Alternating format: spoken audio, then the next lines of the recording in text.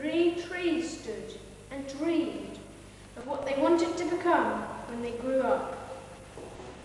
The first little tree looked up at the stars, twinkling like diamonds above her. I want to be covered with gold and filled with precious stones. I want to be the most beautiful treasure chest in the world. The second little tree looked out at a small stream trickling by on its way to the ocean. I want to be a strong sailing ship. I want to travel mighty waters and carry powerful kings. I want to be the strongest ship in the world. The third little tree looked down into the valley below, where busy men and women worked in a busy town. I don't want to leave this mountain top at all. I just want to grow so tall that when people stop to look at me, they will raise their eyes to heaven and think of God. I will be the tallest tree in the world. Years passed. The rain came, the sun shone, and the little trees grew tall.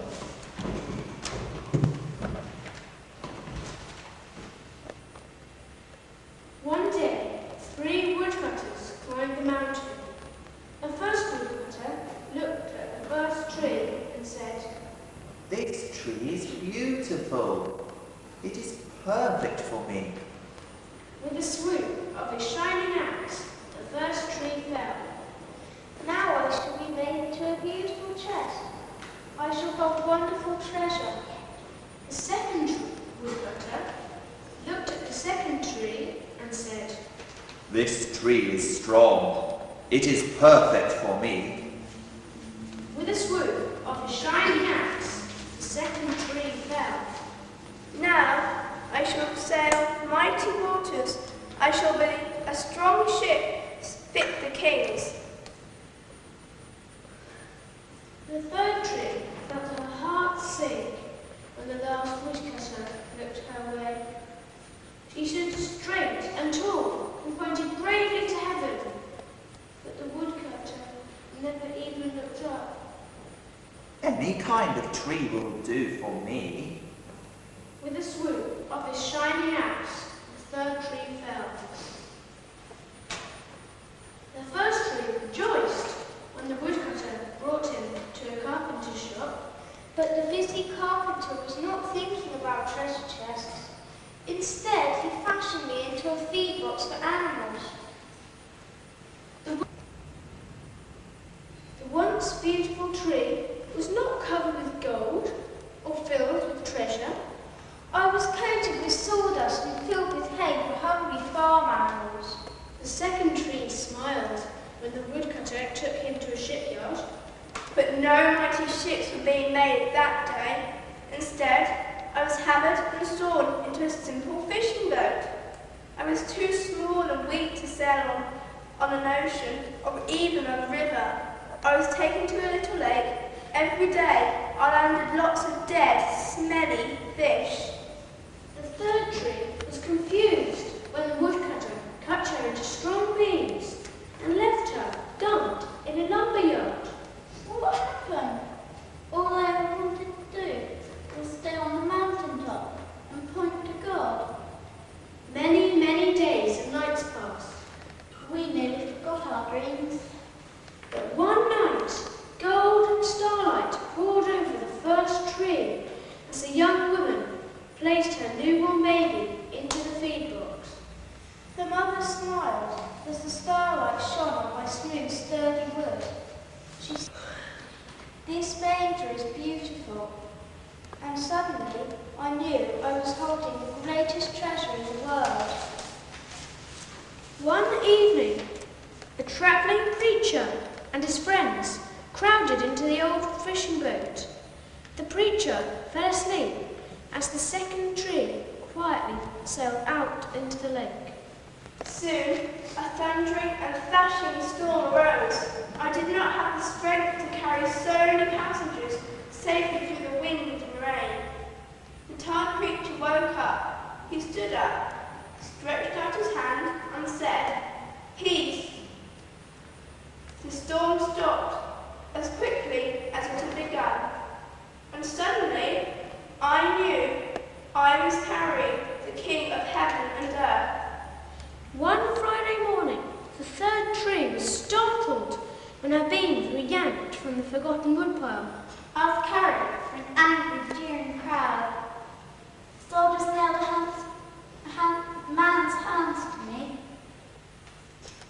I felt ugly, harsh, and cruel. But on Sunday morning, when the sun rose and the earth trembled with joy beneath her, the third tree knew that God's love had changed everything.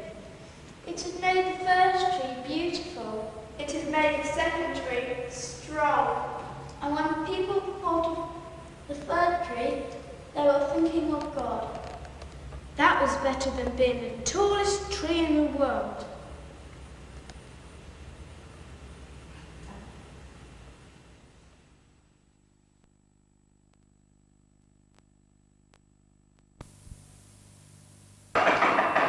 Mark, get down here and answer that door. Do I have to do everything myself? Mark! Trap the boy, come here! Sorry, Mother. I was just getting things ready upstairs. Things? What things? I have laid the table, baked the bread, drawn the water, washed the fruit, served the wine. I expect you were snooping as usual. Get that door at least. Oh, but Mark, be careful. Check who's there. I thought they'd all arrived. Not Thomas, but Peter said he's on his way. Has he put the question yet, Ma? Are you or aren't you? You mind your manners. If you do get a new father, things might be very different around here. Anything I can do, love? They want some more wine. I thought I'd come down and talk to you. Do you think he'll come again? I've been thinking about that, Mary. 8 days ago, we were all in a proper state. Still jittery now. Doors locked, passwords, sticking together. I don't know. Did we see him? Did we want to see him? Oh no, not you too. It's Thomas, isn't it? Thomas is confused with scientific jargon. Someone talking about me? Sorry I'm late, darling. I stopped off to talk to Omri. Oh, you didn't. Thomas, what good does it do? Who's Omri? Jerusalem Magic Circle. Thomas likes to cover all eventualities. He showed me a disappearing trick with a cabinet. How could you? Anyway, it's an appearance we're talking about, not a disappearance. He's going to introduce me to this escapologist, the great Uzzy. These locks are his speciality. Thomas, please don't carry on with this. It's becoming an obsession. I don't want anything more to do with it. Peter and the others are here. It's upset them having you behave like this. Exactly. They're upset. We're all upset. Prime targets for a mass hallucinatory experience. Stop it. You're horrid. Whatever you say, Jesus was here. We all saw him. He wasn't a spook or a vision. It was him. Something happened, obviously.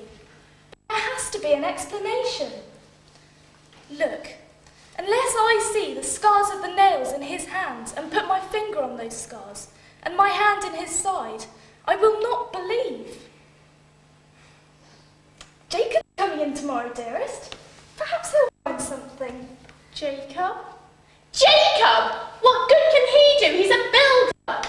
Oh, he'll check the walls and ceiling and especially the panels.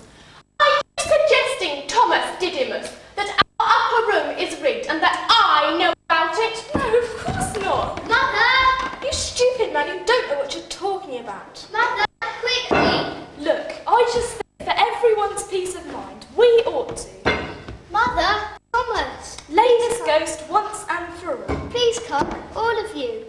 He's here. Jesus is here? He's waiting for you. Come on.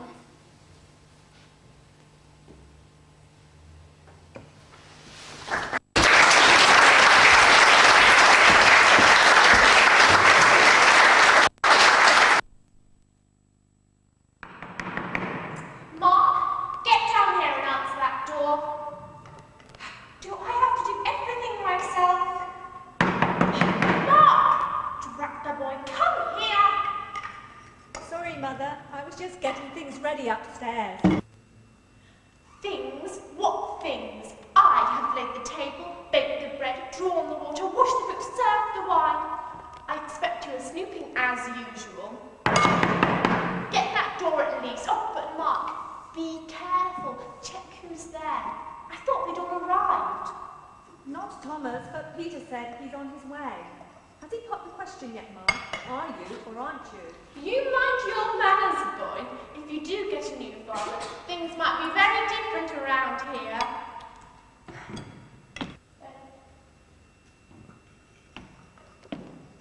Anything I can do, love? They want some more wine.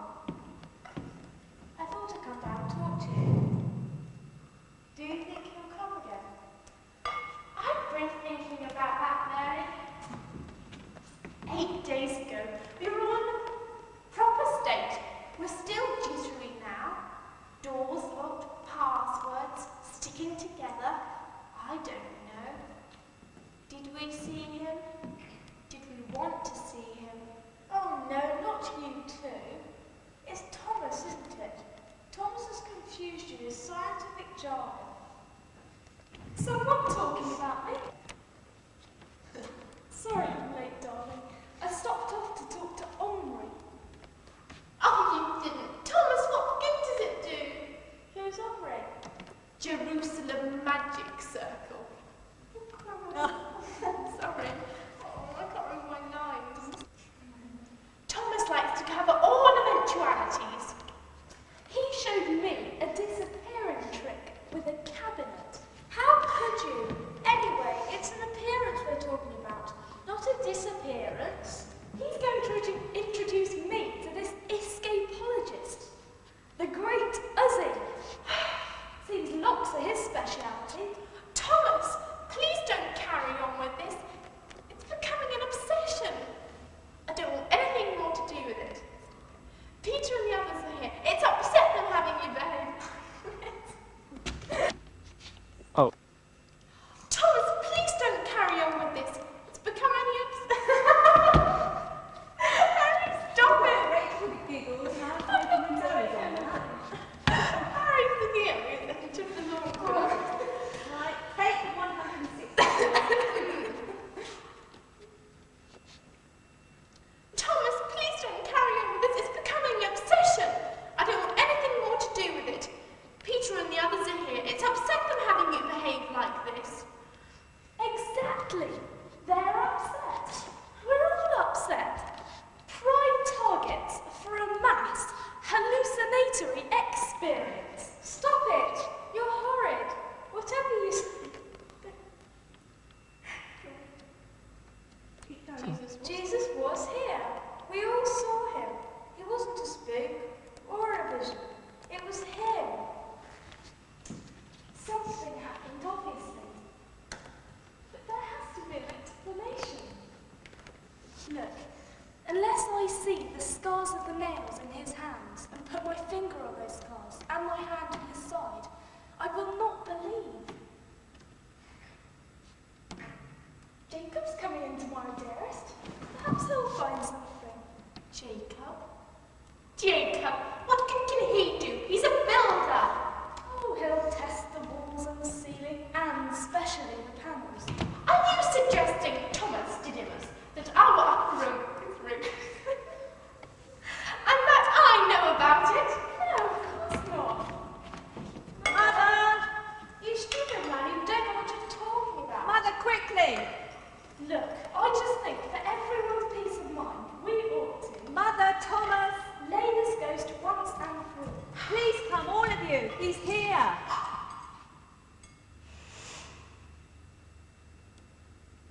Jesus is here? He's waiting for you. Come on.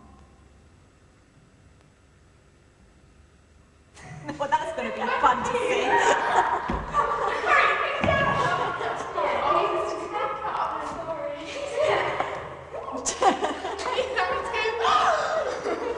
Very good. That'll be all right. That'll be fun to watch. I shall enjoy that.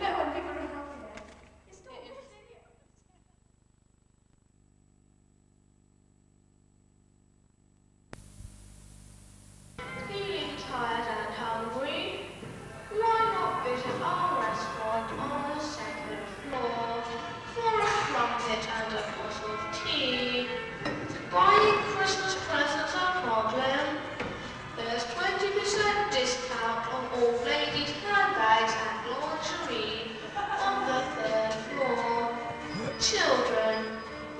new one in your Christmas stocking this year.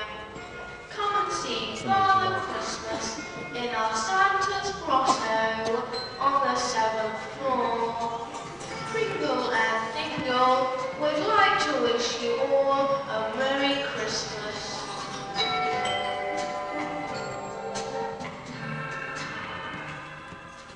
There he is. Ho, ho, ho! Come in, my dears, come in. Don't be shy. Tell Father Christmas what you want in your stockings. That's better. Now, what's your name, little girl? Ethel. Ethel! How lovely! I have an auntie called Ethel. What a pretty name. And what would you like for Christmas, Ethel? I want to be called Pandora. How lovely! Now, young man, what are you called? Fred, don't patronise me. I've got to bring home. How lovely. Now, Ethel, did you pay for a parcel from my sack here? Not yet, but I want one. Well, Fred, that's £2.50. Does Mummy want to have a present for Father Christmas? No. How lovely. Well, Ethel, do you want to whisper in my ear what you want me to bring on Christmas Eve? You're not coming on Christmas Eve. You need a sleigh with a treading horsepower to get round the world in one night. You couldn't get down our chimney. We've got gas central heating. Anyway, that beard isn't real. How lovely. Well, Ethel, do you want to sit on my knee and whisper? Is your beard real? It's lovely and very curly, isn't it? Because it's not real. Look, You're not the real Father Christmas. told you. I am a real Father Christmas. I try very hard to be kind and good and interested in dear little children like you. But I'm not the real Father Christmas. Don't be stupid. There isn't a real Father Christmas. Oh yes, there is, Fred. There is indeed. Would you like to hear his story? May as well. But you won't convince me. Well, there isn't a few, and it's time for my tea break.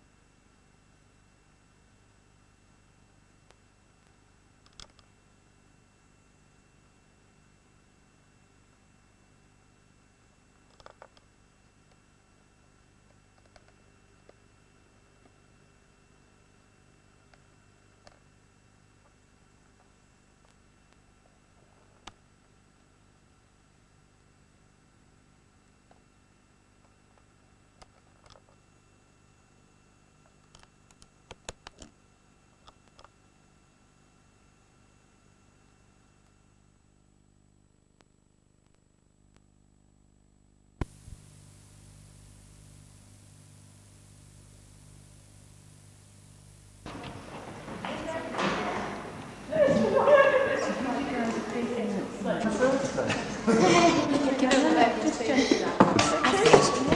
you guys putting quick tighten. Yeah, that's it. Yeah, that's got it. Happiness and prosperity to them all. Even his children, a prince and princess, a gloomy era. What a dreadful place. Sand outside, can't do anything about it. Dust inside. Flames and agony. Look at this nursery. Dust and sand everywhere. Bringing is in order. Whatever will the king think when he returns? We have a sacred charge. The prince and princess must and shall attend their lesson. Yeah. The kingdom of the hidden valley was bathed in moonlight.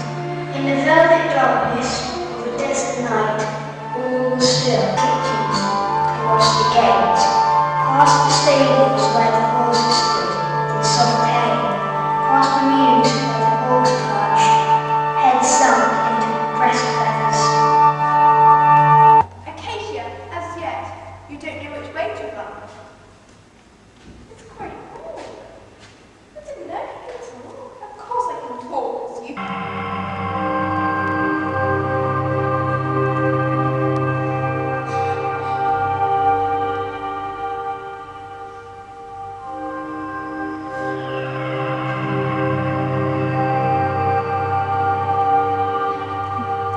Now, Amy. I am the chieftain of the desert sky.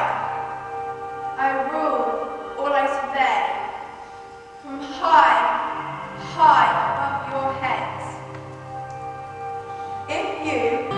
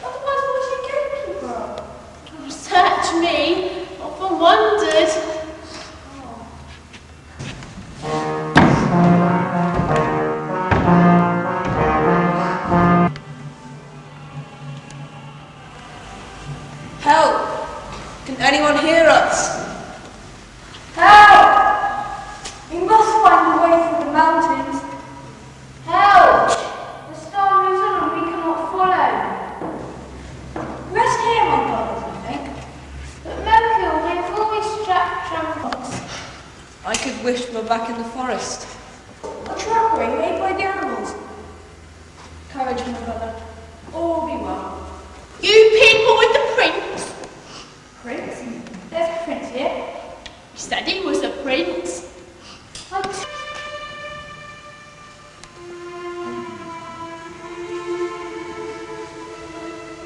Daddy? Acacia? Is that you? Red?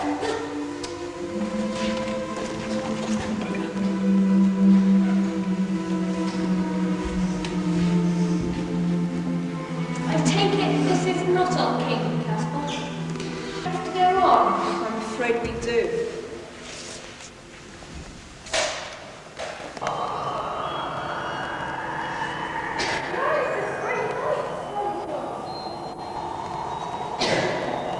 Reached a small village.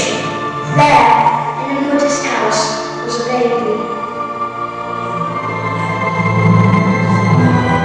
Upon this baby, the star shone down, and all knew that this was at last the heaven-sent king, and they bowed before him.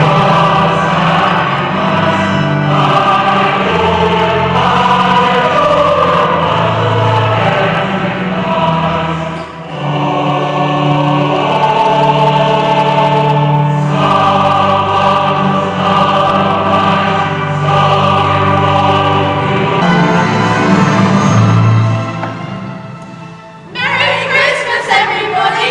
Merry Christmas!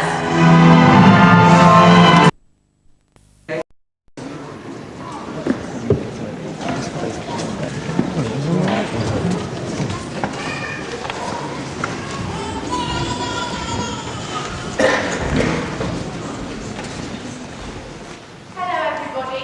Welcome to our Christmas play. This year it has been written for us by our vicar, Anthony Geary. It is called The Silver Pathway.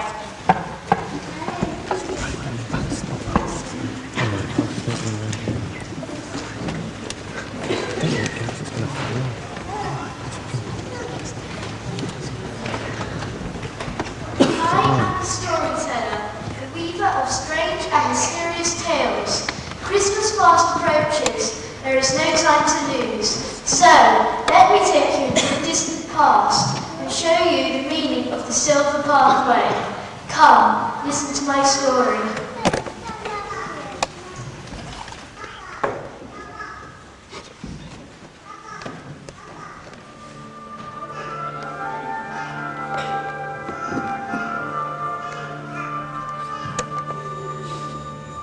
Long ago and far away, across the sea, over the mountains and deep in the desert, lay a hidden valley.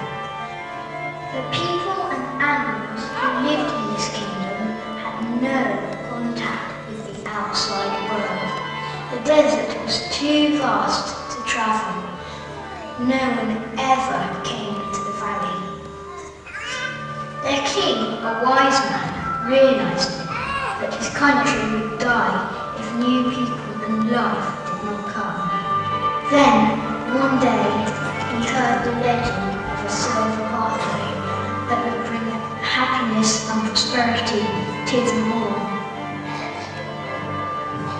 So, he set out on a journey to find the silver pathway, leaving his children, a prince and princess, in the charge of the Grand Vizier, a gloomy, irritable man.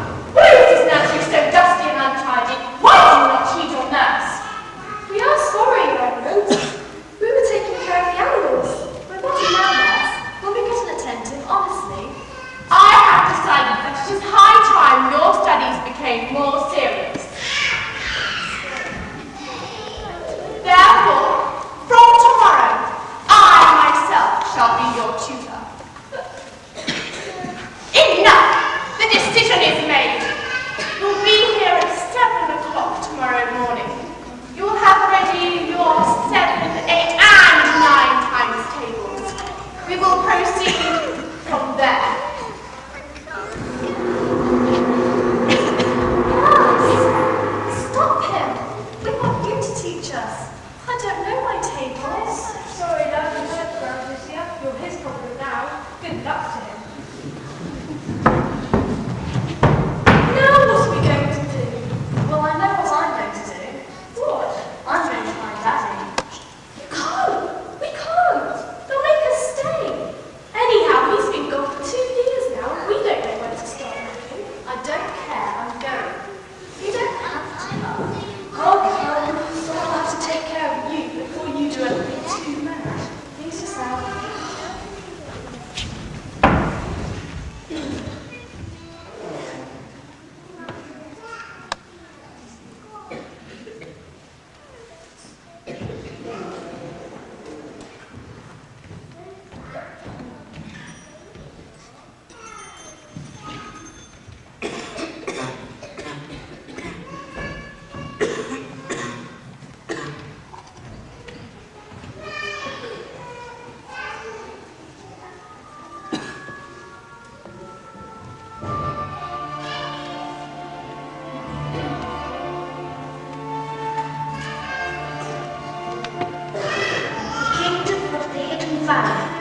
Bathed in moonlight, in the velvet darkness of the desert night, all was still.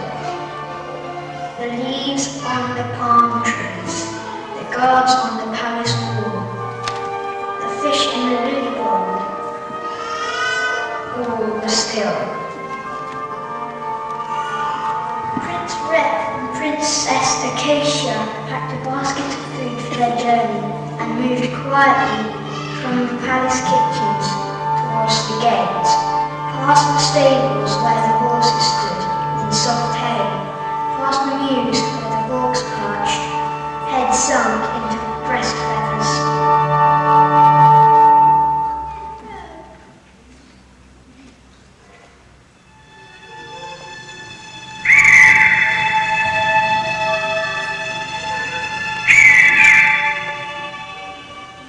Acacia! Did you hear something? No, come on. We need a light for our journey. Otherwise old Lizzie will get the soldiers on our trail. Acacia! There! Did you hear it? Just the wind. Something whispered my name. Acacia, do listen and hurry up! Came from over there. Acacia, as yet, we do not know which way to run. It's very hawk. I didn't know I could talk. Of course I can talk, as you put it. The wonder is to speak your language. Why have you never spoken before? So far, nothing has been worthy of my conversation.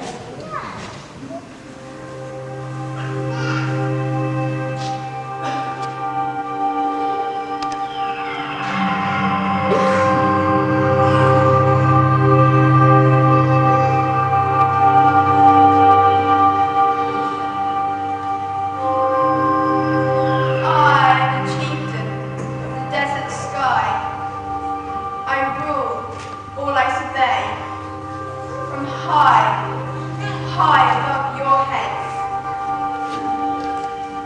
If you, especially you, Princess Acacia, could see yourselves, I see you, when I am so high, you would learn that you are very small indeed.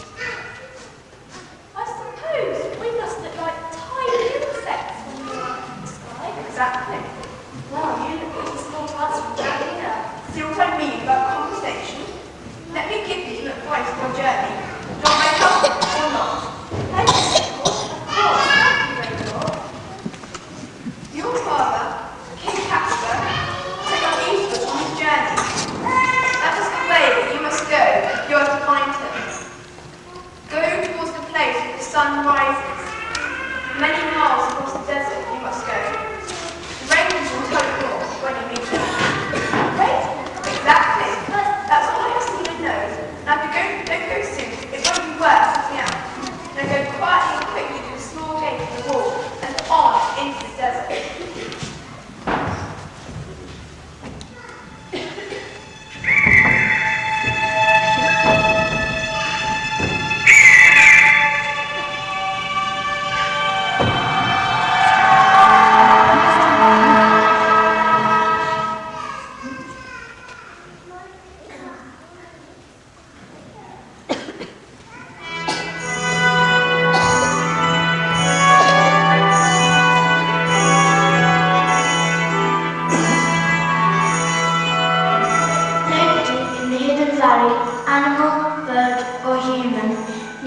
what lay beyond the desert.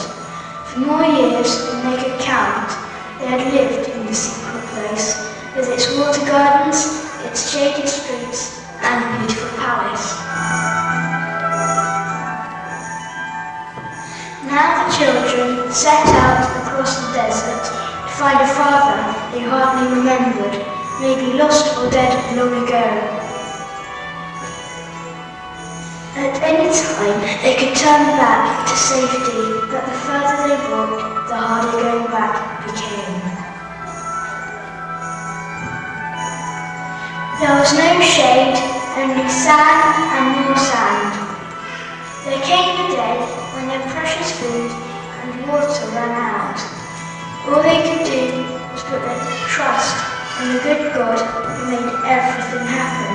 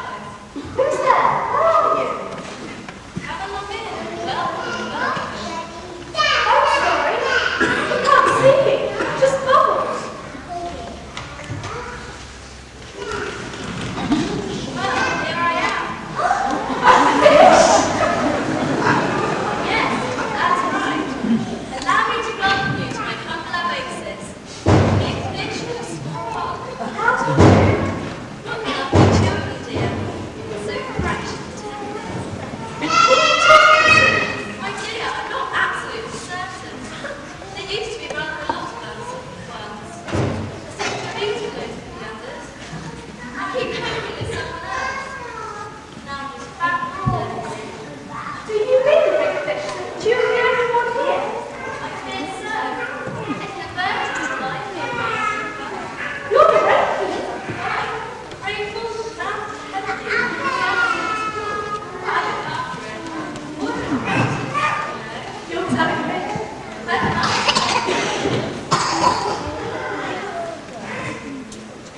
My sister and I are looking for our father, King Aslan. Have you seen him? They are not staying then. Our visitors are not staying here. Unless perhaps I can persuade them. Come on in. Water's lovely. Oh, yes, tasty and lunch. Get some dates, I'll get some water.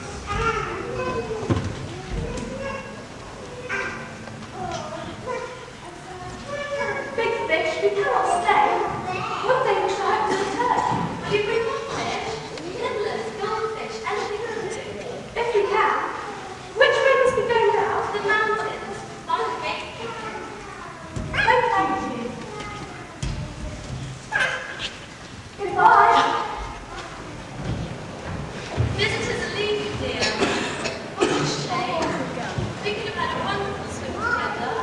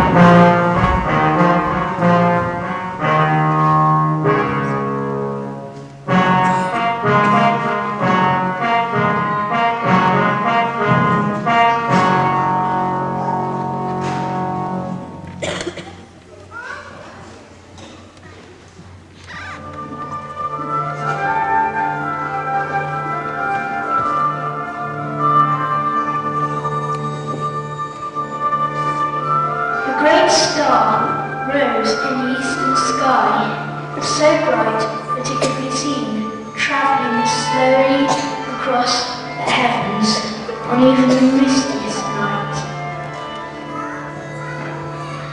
Creatures of air, earth and water were drawn to look up at its passing.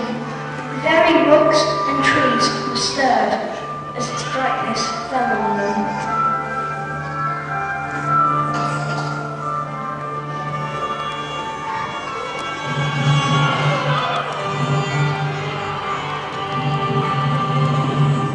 When the star first appeared, 3 wise men had set out to follow it. The journey was restless and lasted many weary months.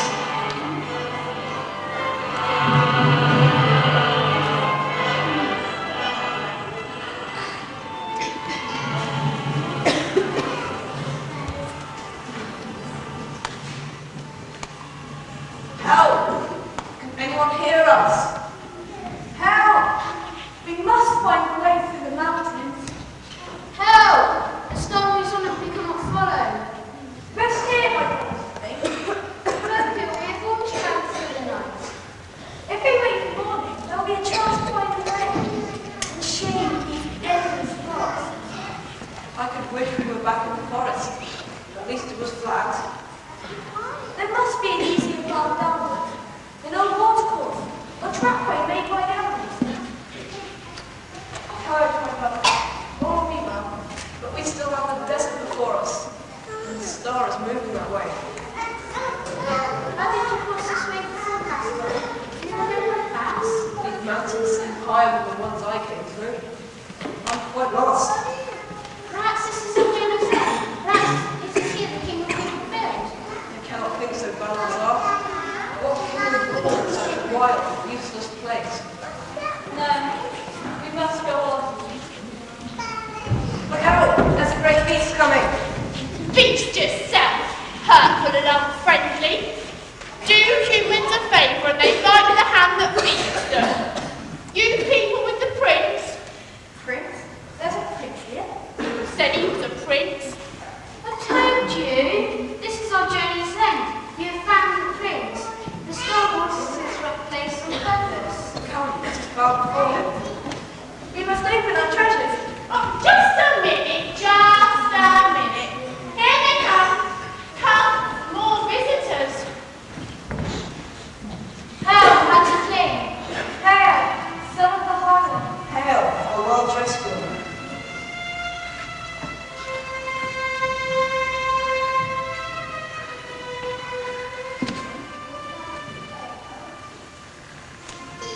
Daddy? Acacia? Was that you? Red?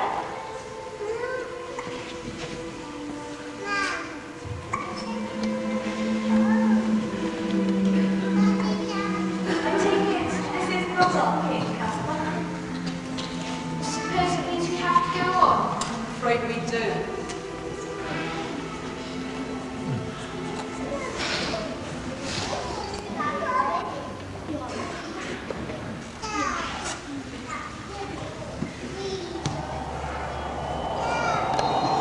Where is this great light coming from? It's a star that leads us to the king. Look, it's shining all the way back along the road. A great silver pathway. Silver pathway, same as excellent there. You're right. We'll open the gate and understand. This, I'm sure, is the last part of our journey. A silver pathway that leads all to new hope. We'll find and go through our hidden valley. It's on the map. Lots of people on a journey like us, along the silver pathway to find the king. Come, we must go.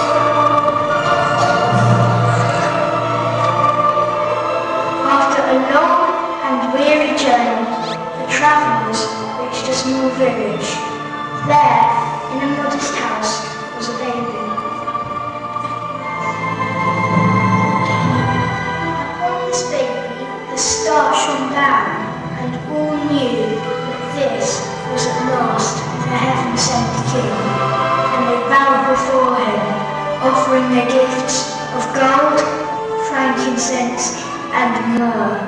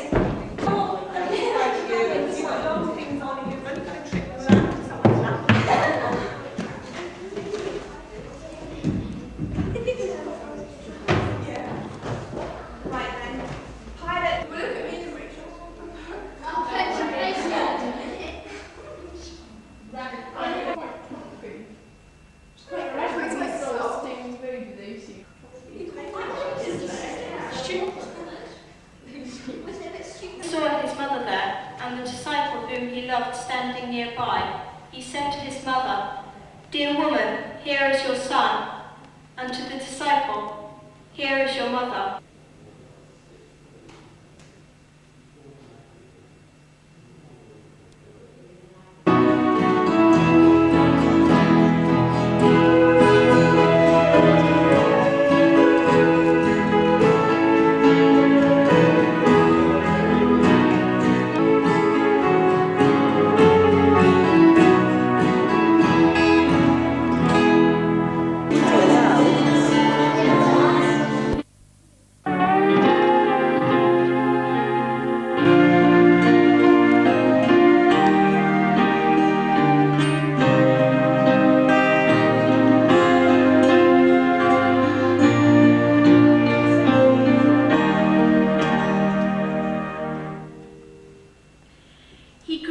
Before him like a tender shoot, and like a root out of dry ground. He had no beauty or majesty to attract us to him, nothing in his appearance that we should desire him. He was despised and rejected by men, a man of sorrows and familiar with suffering. Like one from whom men hide their faces, he was despised, and we esteemed him not. Surely he took up our infirmities and carried our sorrows. Yet we considered him stricken by God, smitten by him, and afflicted. But he was pierced for our transgressions, he was crushed for our iniquities. The punishment that brought us peace was upon him, and by his wounds we are healed. We all, like sheep, have gone astray. Each of us has turned to his own way, and the Lord has laid on him the iniquity of us all.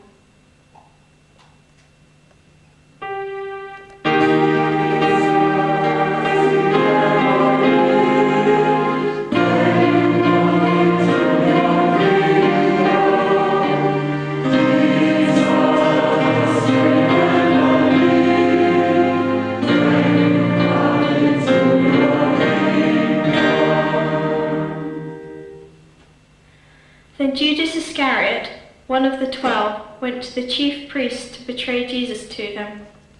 They were delighted to hear this and promised to give him money, so he watched for an opportunity to hand him over.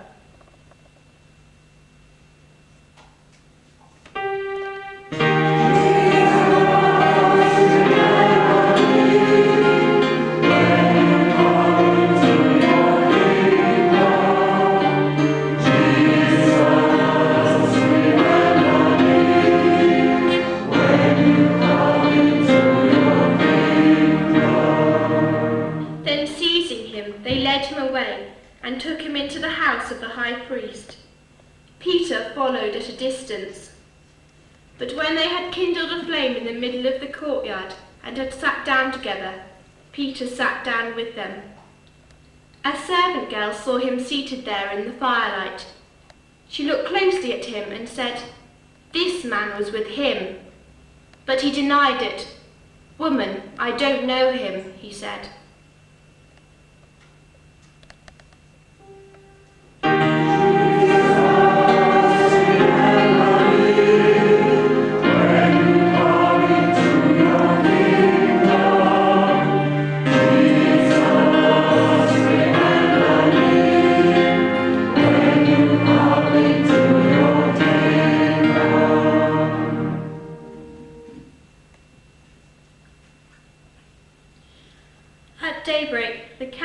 The elders of the people, both the chief priests and the teachers of the law, met together, and Jesus was led before them.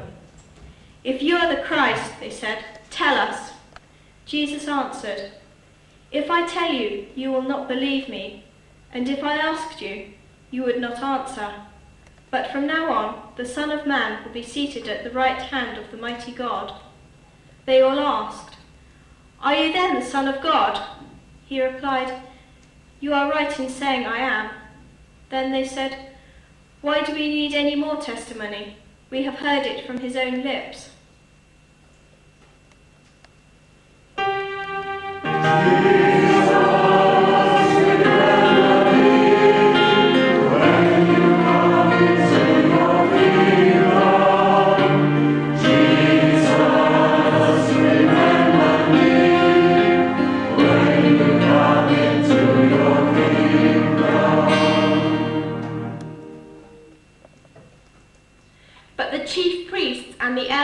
Persuaded the crowd to ask for Barabbas and to have Jesus executed. "Which of the two do you want me to release to you?" asked the governor. "Barabbas," they answered. "What shall I do then with Jesus, who is called Christ?" Pilate asked. They all answered, "Crucify him." "Why? What crime has he committed?" asked Pilate. But they shouted all the louder, "Crucify him." When Pilate saw that he was getting nowhere, but that instead an uproar was starting, he took water and washed his hands in front of the crowd. "I am innocent of this man's blood," he said. "It is your responsibility."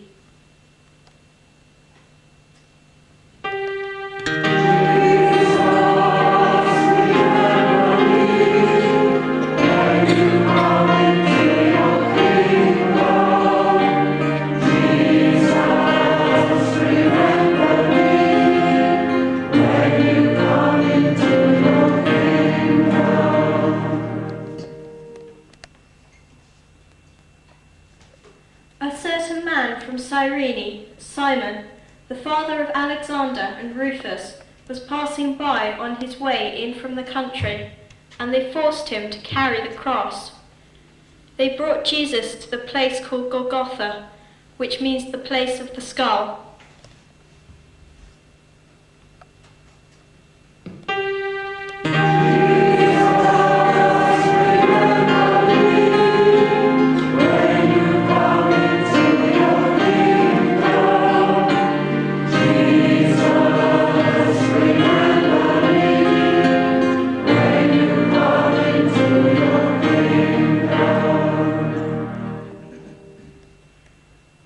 cross of Jesus stood his mother's sister, and Mary of Magdala.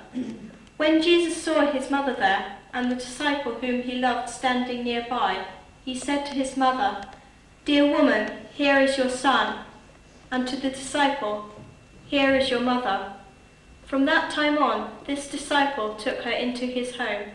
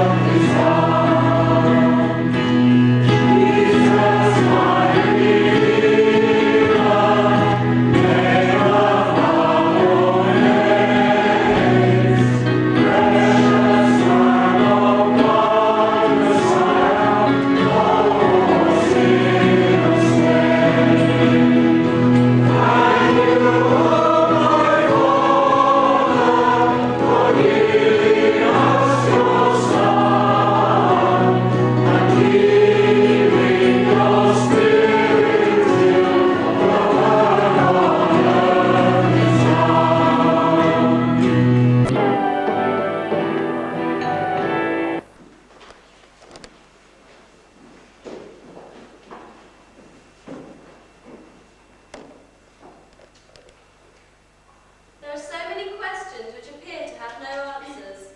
Jesus claims to be the truth, so let us hear what he has to say in answer to our questions. Satisfaction, that's what I want. Really deep, lasting satisfaction. But how do I get hold of that? I am the bread of life. Whoever comes to me will never be hungry, and whoever believes in me will never be thirsty. What worries me is the future.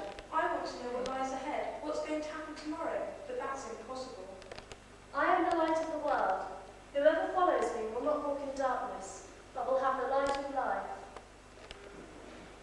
I want to know the right way to live. I want my life to be a good life, but how can I be sure of that? I am the door.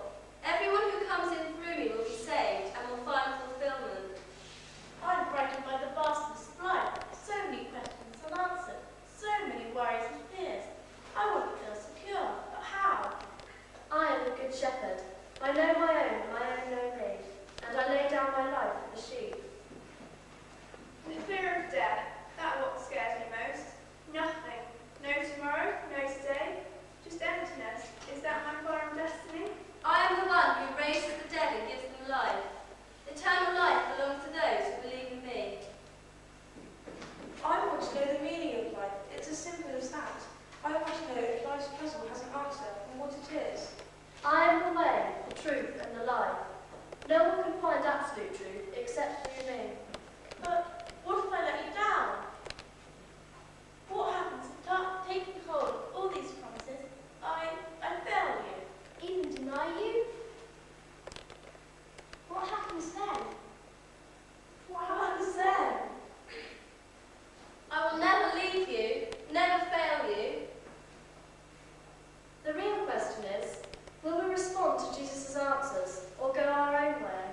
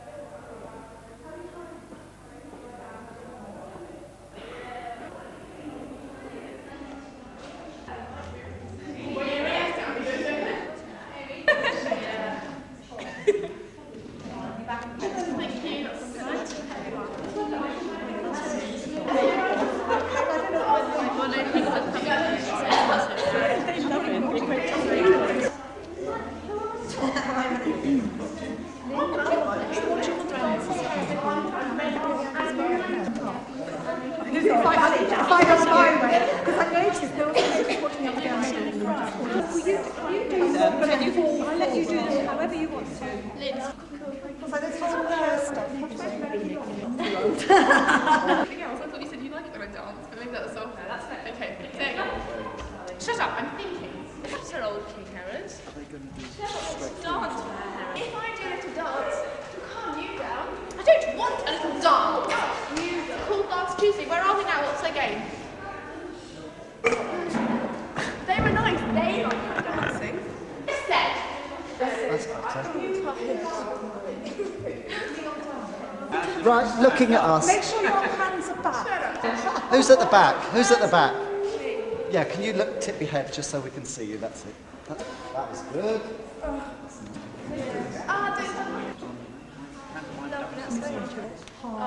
Good. Open. Good.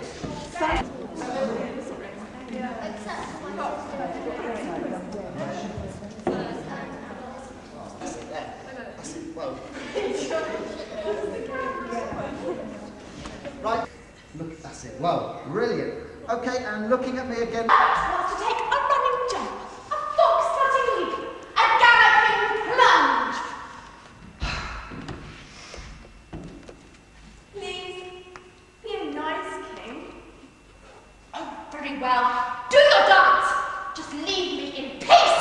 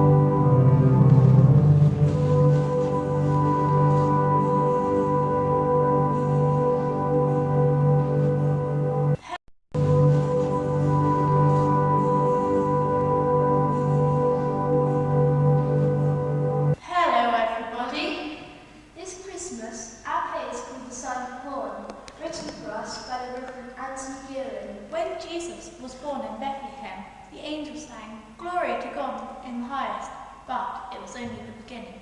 The story moves on.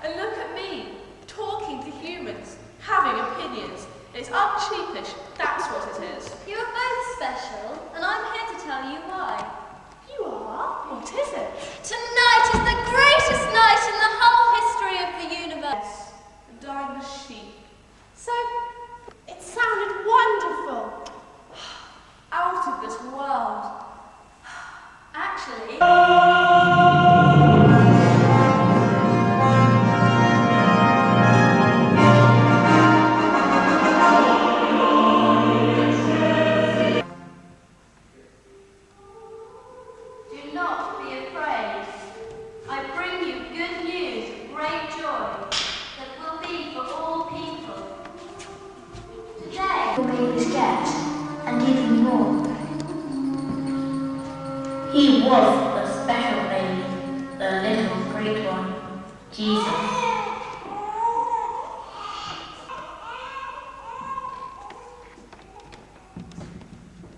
It really is very kind of you to have us. It won't be for too long. Her presents under her seat over there. No one would dare to take them. Joseph and I would like you to have some of the gold. Wouldn't dream of it. Out of the question. Besides, that husband of yours is being so useful. Don't ask. What on earth not? He's a carpenter, isn't he? Chair's not the only one with wobbly legs. Strange. Why is that? We get kings dropping in all the time. They didn't stay very long, did they?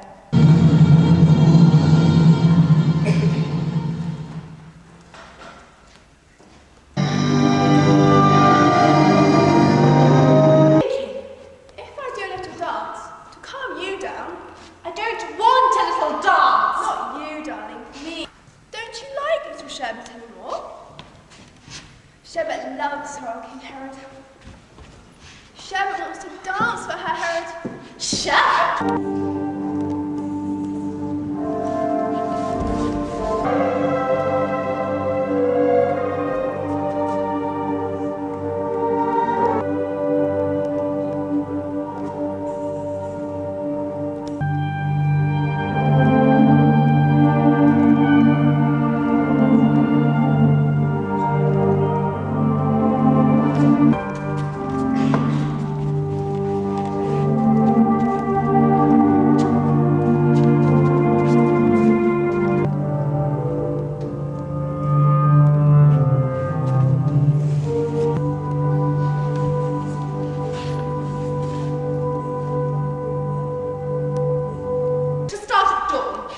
Bethlehem, Your Majesty. That's what I said! You're from Bethlehem yourself, aren't you, Zach? Yes, sir. You don't need to understand, just do it! Right. I want those boys executed. Executed? Don't know where you do it! And Zach, I want the power and the glory.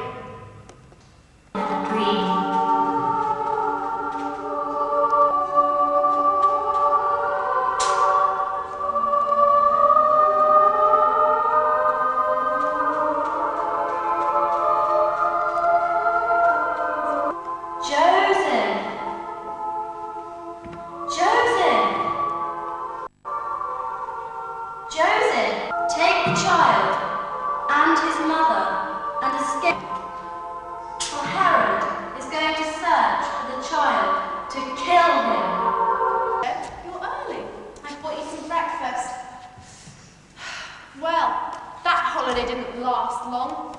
Zach was going to do all sorts of things. I'm not sure that I do. Was that real? Did you see it too? I saw it and heard it. That baby, the one in your house, is the little great one. How did you know Minty could talk? I've always known.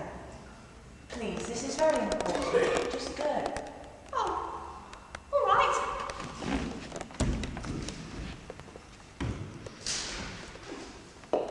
Herod has ordered all boy babies in Bethlehem to be killed. What? I am so you tell them.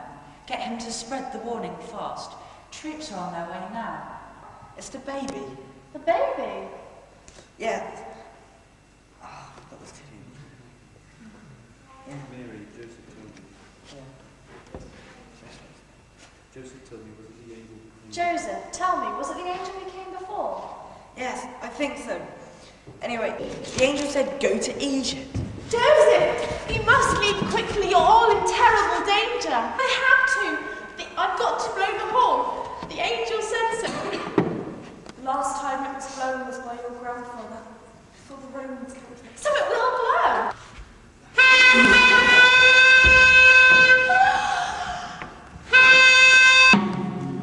But Mary and Joseph had escaped, not back to the car. Come show yourself. And this is the baby boy. Who are you? And what do you want with us? I am one of King Herod's servants.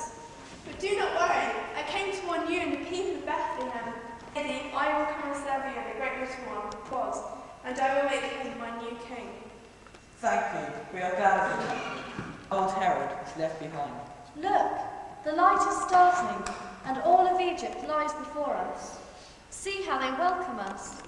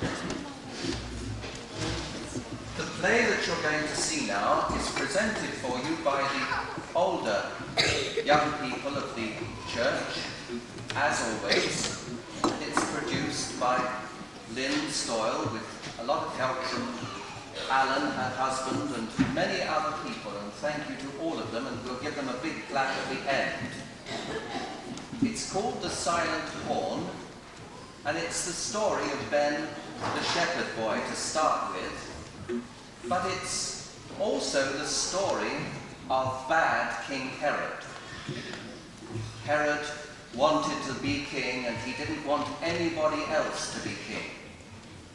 Now this is part of Christmas that we don't always remember because we are very interested in having a good time and having a birthday party with little King Jesus.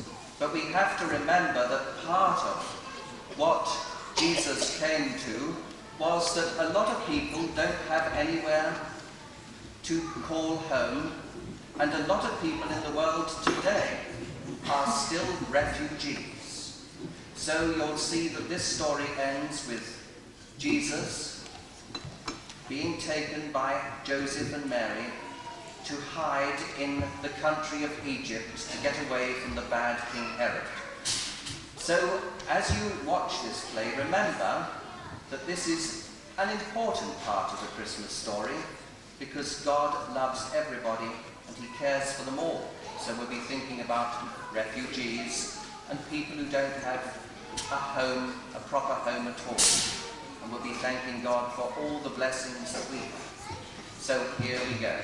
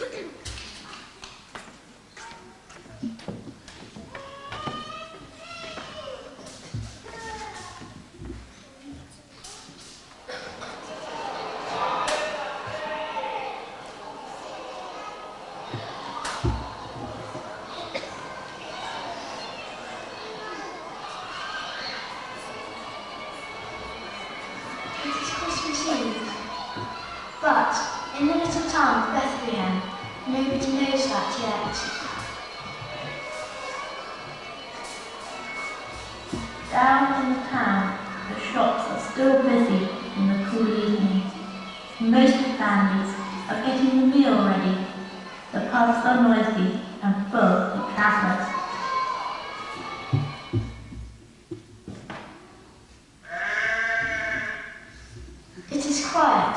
out in the hills, there is the occasional sad call of sheep as they begin to settle down for the night.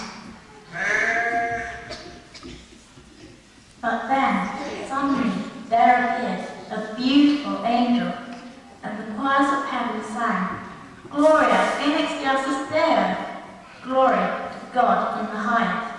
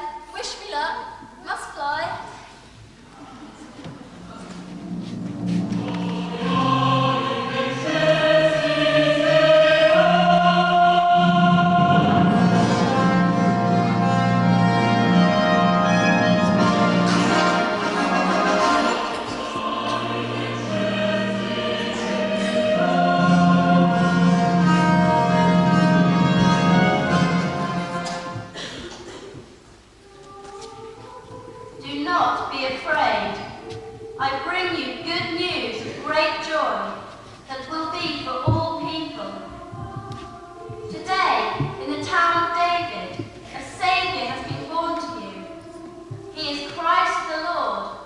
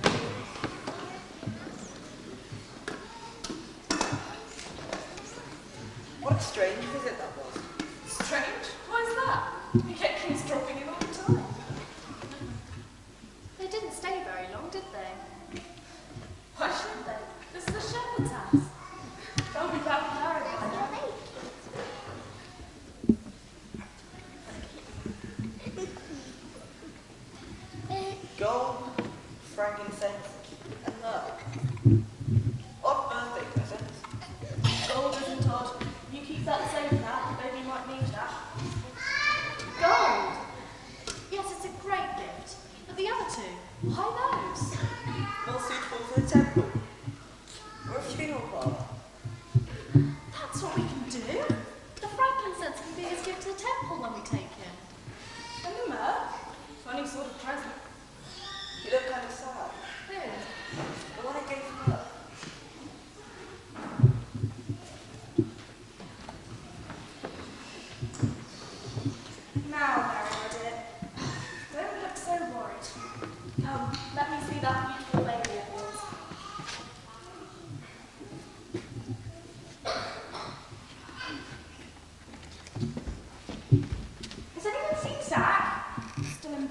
There's a message from him. He's got to go back to Jerusalem. He's only just started his leave. It's cancelled, the sergeant said. He has to report to King Herod's palace by noon. You better wait and knock him. Zach! Zach! I don't like it. And I don't like that Herod. No, after good work. Why'd you have trouble? Oh well, breakfast first. Come on, Mary.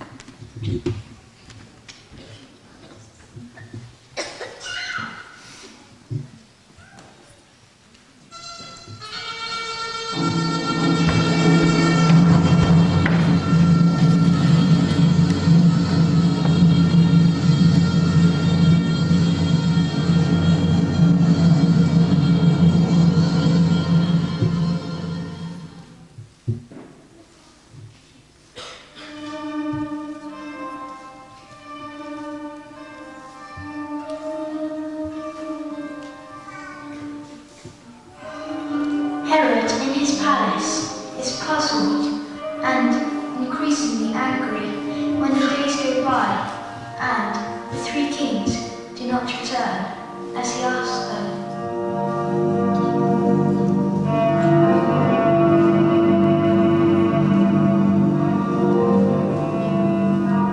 He is worried about their story of new king, the little great one. Someone out there must be plotting against him.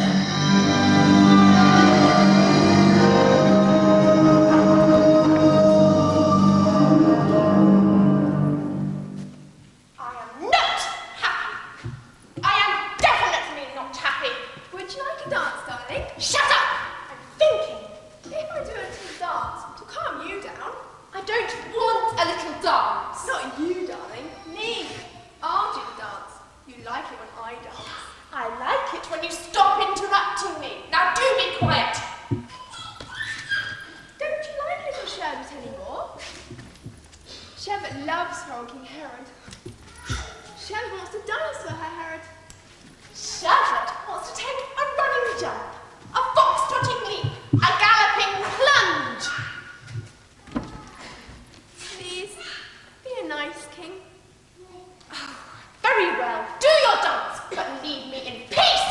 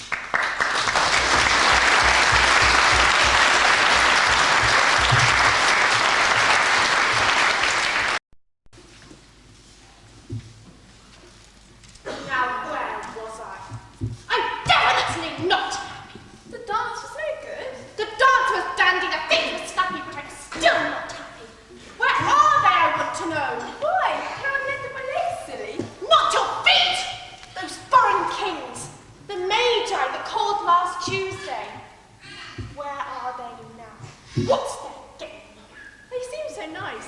They liked my dancing. Who is this king they seek? This little great one? I don't like it, and I'm not going to be made to look a fool. Of course you're not, darling. Guard!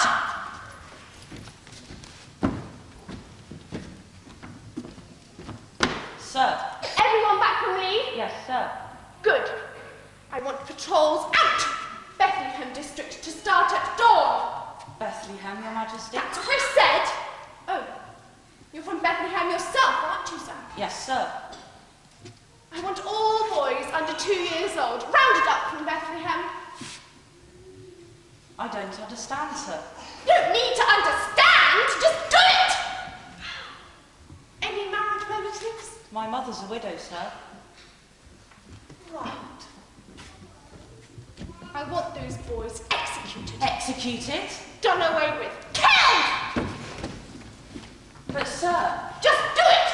A Farragut estate, top secret, just do it!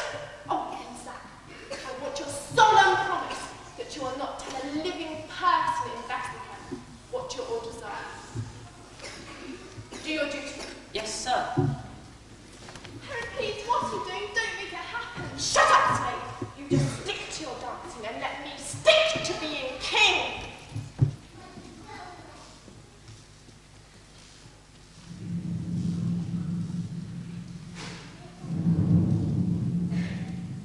I am the king. Nobody else. Mine is the kingdom, the power, and the glory.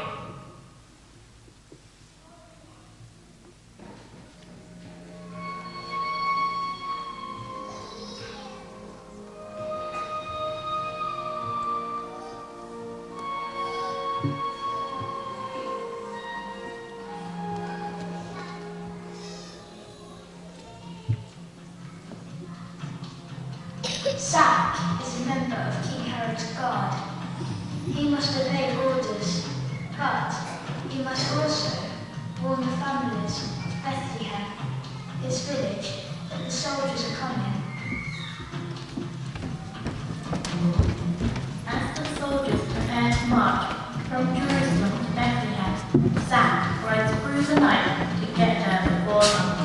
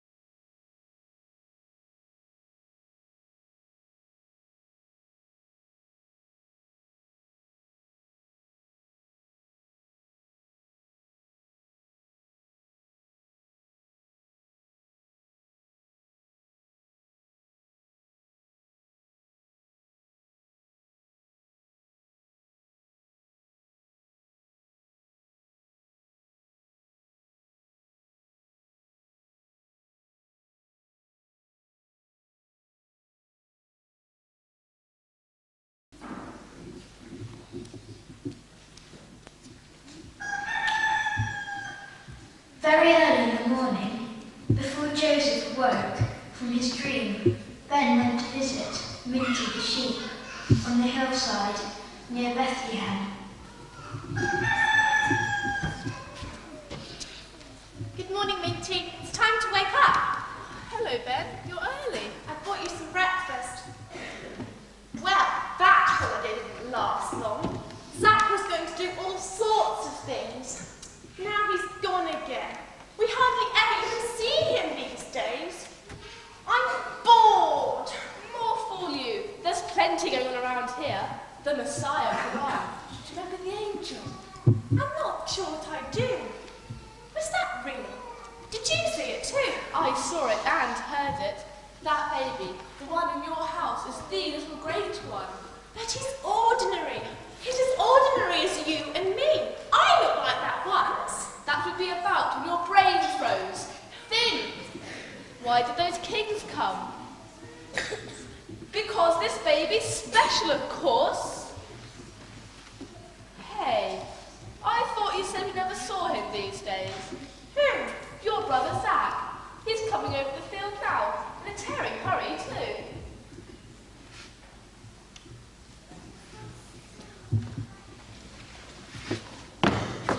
Ben, clear up. What? Go away. I have to talk to Minty.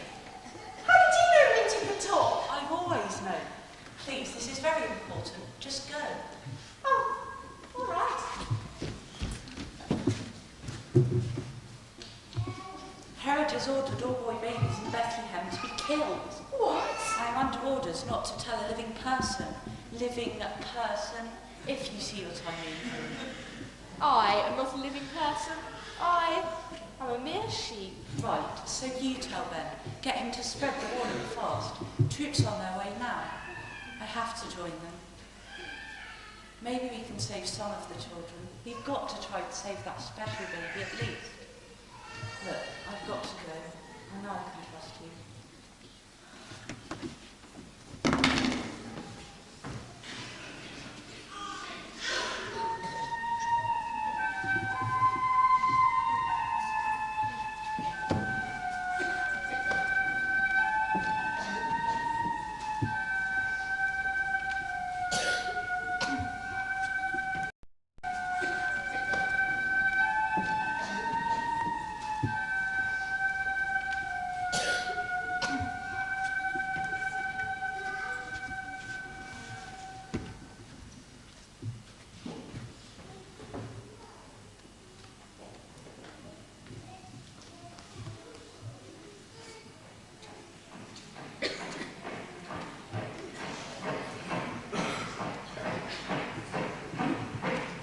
Soldiers are marching along the road to Bethlehem. The town is waking up. Bread is baking. Babies are fed. For Mary and Joseph, it should be another sunny day as they enjoy their baby. But the shadow of King Herod will make the day dark and horrible.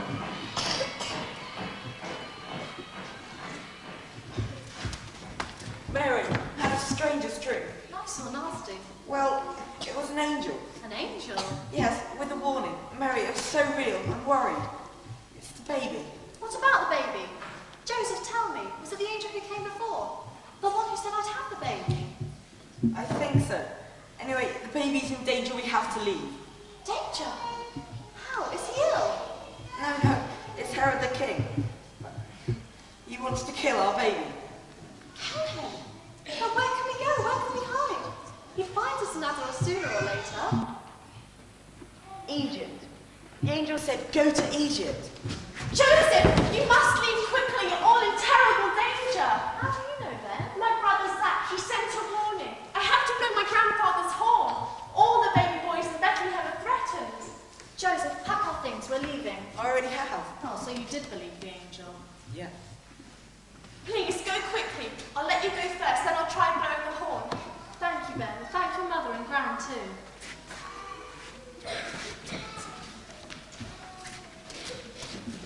I only hope that angel was right. We must find the horn.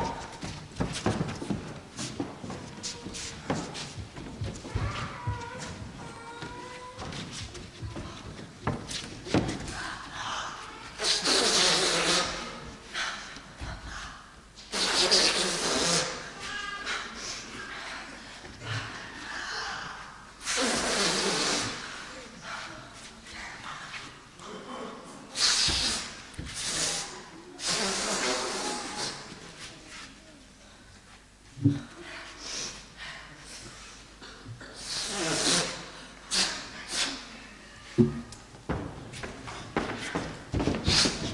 what are you doing? That one is precious. It's your right.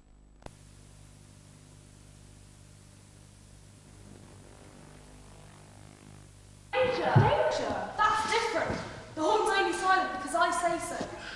The last time it was blown was by your grandfather before the Romans killed him. So it will blow. It'll blow if we're strong enough. Hurry up, boy.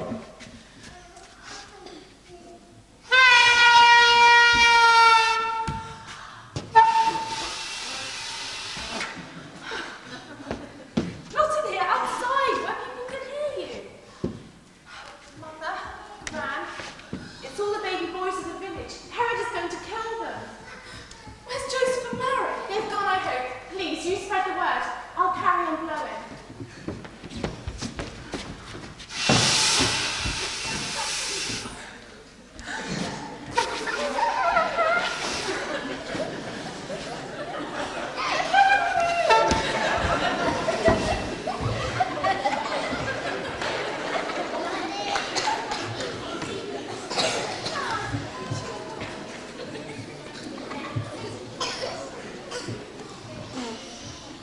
It's blown all the way through rehearsals. I don't believe it.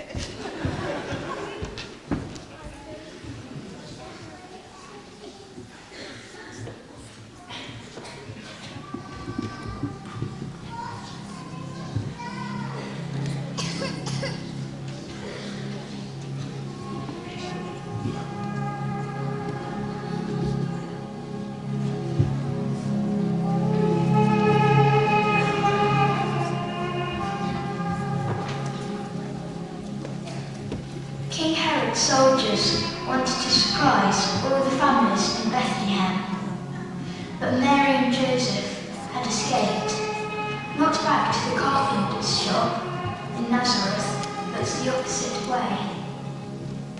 They were travelling as fast as they could towards Egypt. They walked for many weary miles. Who's there?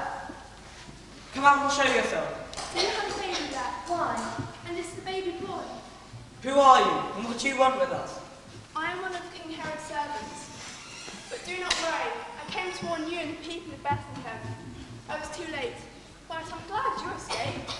What's your name? Herod has called me Sherbet, but in my own country I have the name that means sunrise.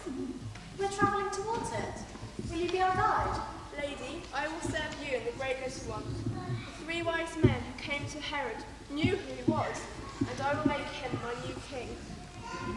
Thank you. We are glad of your company. This is a new beginning. Dark old Herod is left behind. Look, the light is starting, and all of Egypt lies before us. See how they welcome us.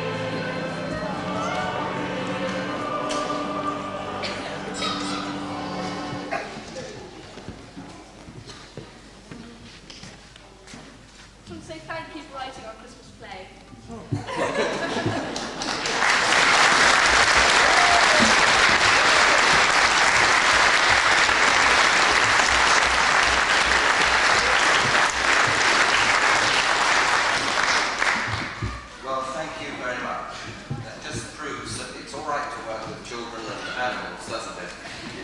But not horns. And another...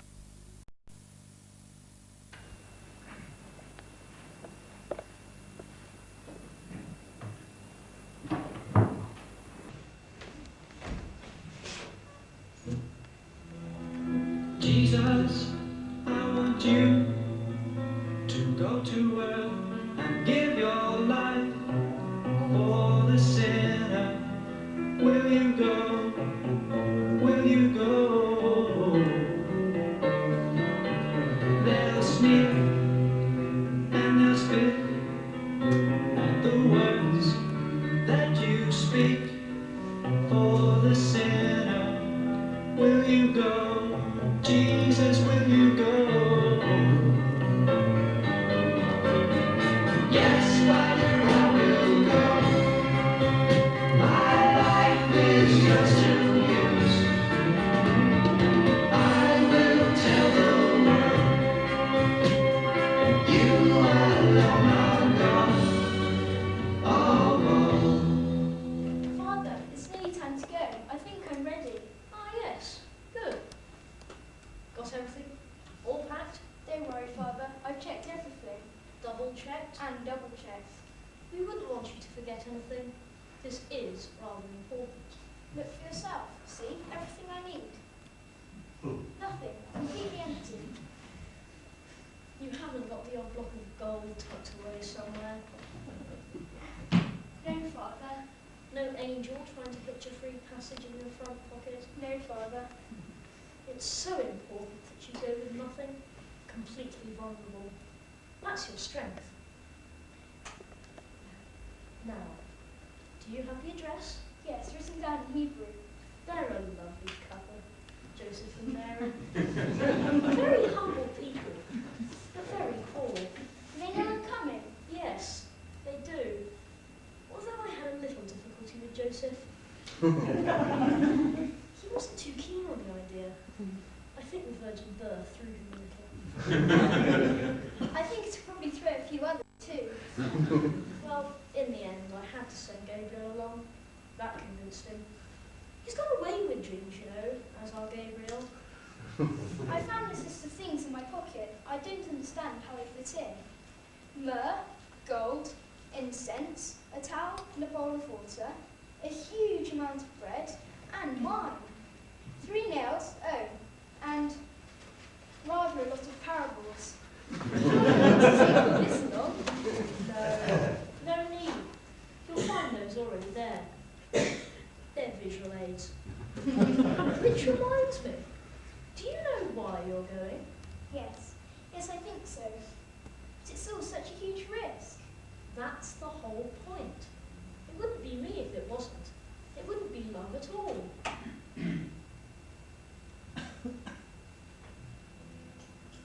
you die on a cross with a crown of thorns in your head for the sinner. Will you go? Will you go?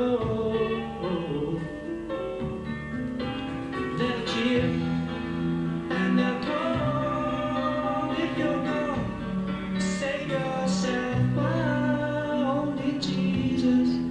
Will you go? Will you go? Yes, Father, I will go. My life is yours to use. I will tell the world you alone are God. Oh, God. Well, it's time, son. We'll soon be together again. But remember, this sacrifice is for all eternity. Being human is going to be hard. I'm afraid I want to take another way out. I'll be with you when that happens. It's hard to be weak when you know just how strong you really are. But there will come a time when even I must turn my back on you. You? But just trust me, it's the only way. But that moment of complete isolation will be the moment of victory.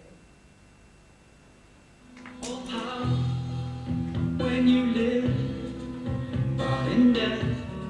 You're alone for the sinner. Will you go? Will you go? Then rise from the dead and show the world to mine, and soon we'll have children with us here. Will you go?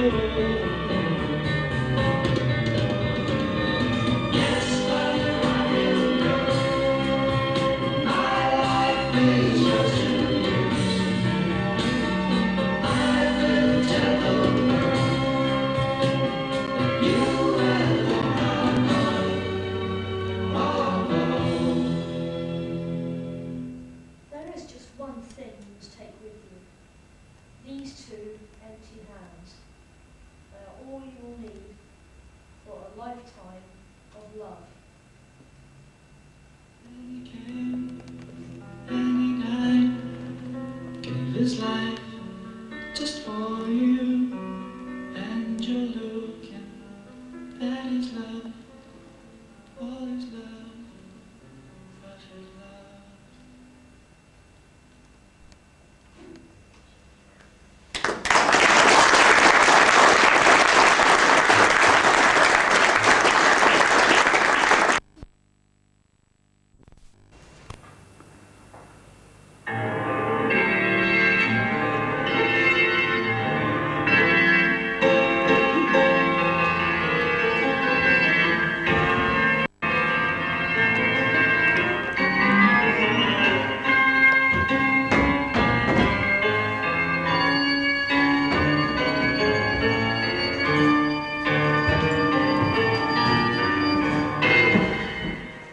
Right, everybody. Welcome to this evening's committee meeting of hell. Oh, I hate these. They're so boring. You're meant to hate them. This is hell. Exactly. It's not a summer holiday in Scarborough, you know. You're supposed to have a bad time. Before we begin, I'd better make sure we're all here. Beelzebub, Here, Thumbscrew, here. Barry. Yes. Right then, let's get started. I've called this meeting to discuss some very important business. We haven't run out of toothpaste, have we? No, there've been some new developments on Earth which need our urgent attention. Something very strange has happened. Have England won a football match? What? No. God has given mankind the 10 Commandments. He's told Moses to write them down on stone tablets. He wants the people to obey them. What for? To keep the human race faithful to him and well away from us. That's rubbish. So, what are we going to do? I want to draw up my own version, the alternative 10 Commandments. Yeah, give God a bit of competition. What did you have in mind? Well, we take the original 10 and use the complete opposite. For example, if God says black, we say white. If God says left, We say right. If God says blue, We say, Not blue. precisely no. Now, the first commandment God gave is, Worship no God before me. So, what's your version? worship whoever you like. You see, if it's not God, it'll be me, whatever they choose. I get it. Money, work, possessions, people. All substitutes for God, which leads very nicely on to my second commandment. Thou shalt make idols. what sort of idols? The usual stuff. Rolex watches, company cars, mobile phones, Cilla Black. Cilla Black's not an idol. Yes, she is. She's my idol. If I were on a blind date, I wouldn't choose one of the contestants. I'll choose Cilla Black. There we go then. She is an idol. God help her. Ah, that's the next one. Thou shalt misuse the name of God. How do you do that then? Easy, you just say God or Jesus in the wrong context. Or maybe flippantly. Like, thank God it's Friday. Well, for God's sake. That's the spirit. Now, number 4. Thou shalt ignore the Sabbath. Go shopping instead. Work overtime. Watch telly all day. Spend all morning cooking Sunday lunch. anything to avoid going to church. What's number 5? Thou shalt not respect thy parents. How about ignoring them, arguing with them? Baking them a delicious cake What? and then eating it all yourself. Excellent, lads, you're learning fast. Forget the fact that your parents fed you, gave you life, clothed you, cared for you. Treat them like dirt. Let them know you really want to hurt them. That sounds really nasty. It's meant to. He's the devil.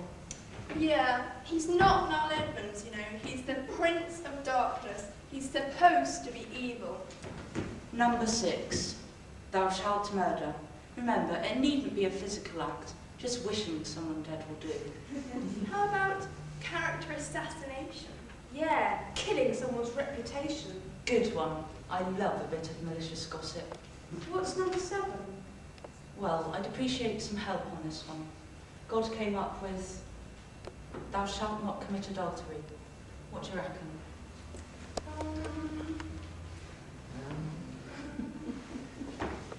Got it! Thou shalt commit adultery. Brilliant, Beelzebub. You're a genius. Thumbscrew. Hang on. What if you're not married? That's okay, provided it's not your husband or wife. You can sleep with anyone you like. Any extramarital sex will do the trick. Does wishing count? Of course. Look at someone lustfully and you've sinned. Oh dear.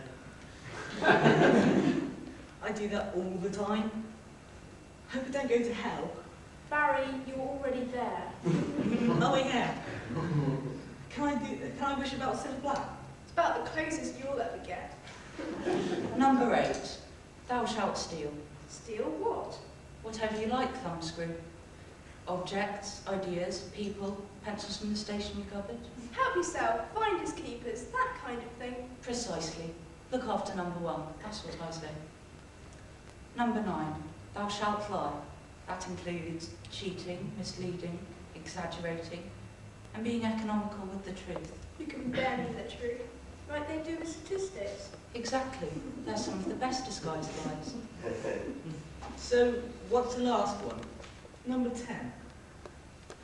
Thou shalt covet.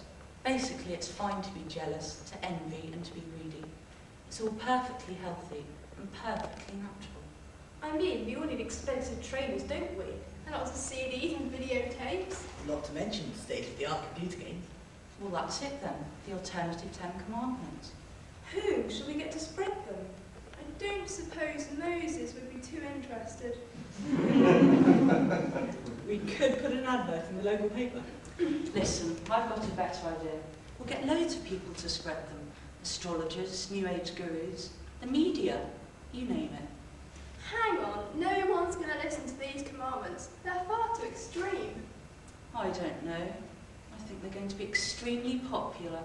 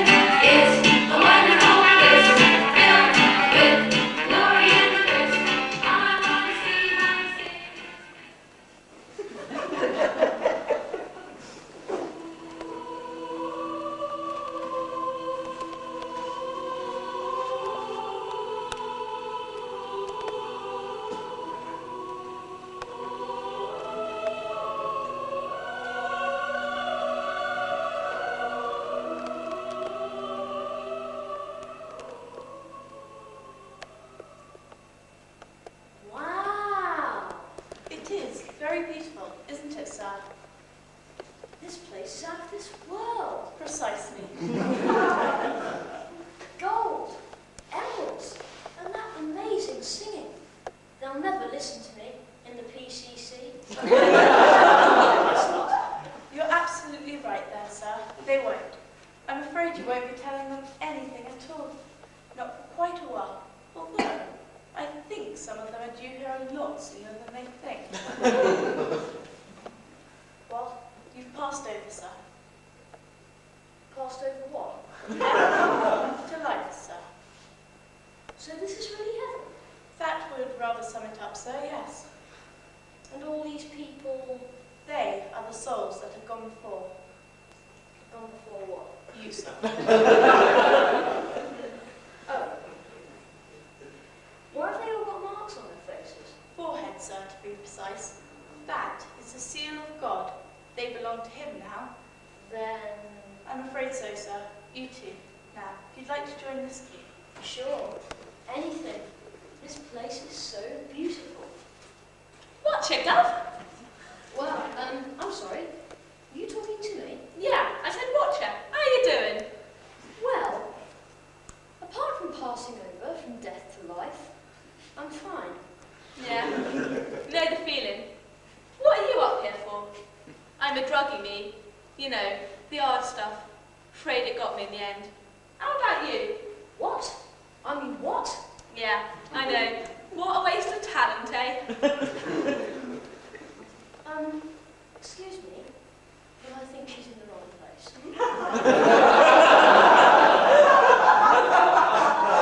I said, I think she's got the wrong place. I think she should be... Oh no, sir, we don't make mistakes here. Have you ever heard of Billy Graham, sir? Of course I have. In fact, I had the privilege of being led to the Lord by him. Oh, right. He got me and all. Small world, eh? Apparently, yes. See him over there? He's a Billy Graham job and all. And he'd been done for armed robbery twice. Second time he was innocent, though. No, second time. Very nice. Armed robbery? I'm afraid so, sir. God's love is incredible, isn't it? Us angels never cease to be amazed at who comes in here. Now, you see that chap over there? You've got the room next to him. Don't tell me. He's armed robbery as well, is he? No, sir, not at all. Thank goodness for that. He's a murderer. Look, are you sure I've got the right place? Oh yes, sir, we don't make mistakes here. Everybody who's here should be. Yes, but him... Oh, but that's no surprise. You'll have heard of him before. Oh no, I won't. I can assure you, I've got nothing to do with the likes of him. You got that one wrong. You'd better check with the boss over him. I bet there's an error there. No need. He's here as a direct encounter with the Lord Jesus. You mean he's met Jesus? Oh yes, a long time ago, on a cross. It's quite a story. You see, we don't make mistakes here, we just take them in. Next.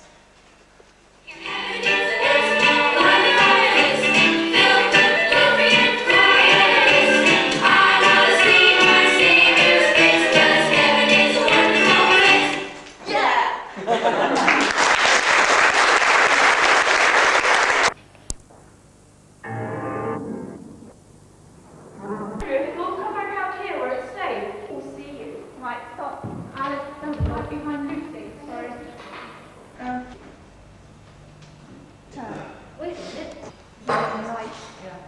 Light cannot have fellowship with darkness. If you look, is that right? Yeah. Like That's Jesus. People start stumbling around. Look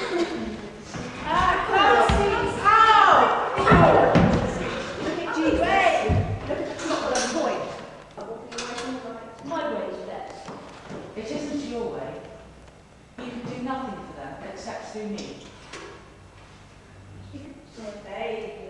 Stand on me! I want someone to say I can't sing. I can't sing. We'll all go, I can't sing! Right, somebody has to. Right. George.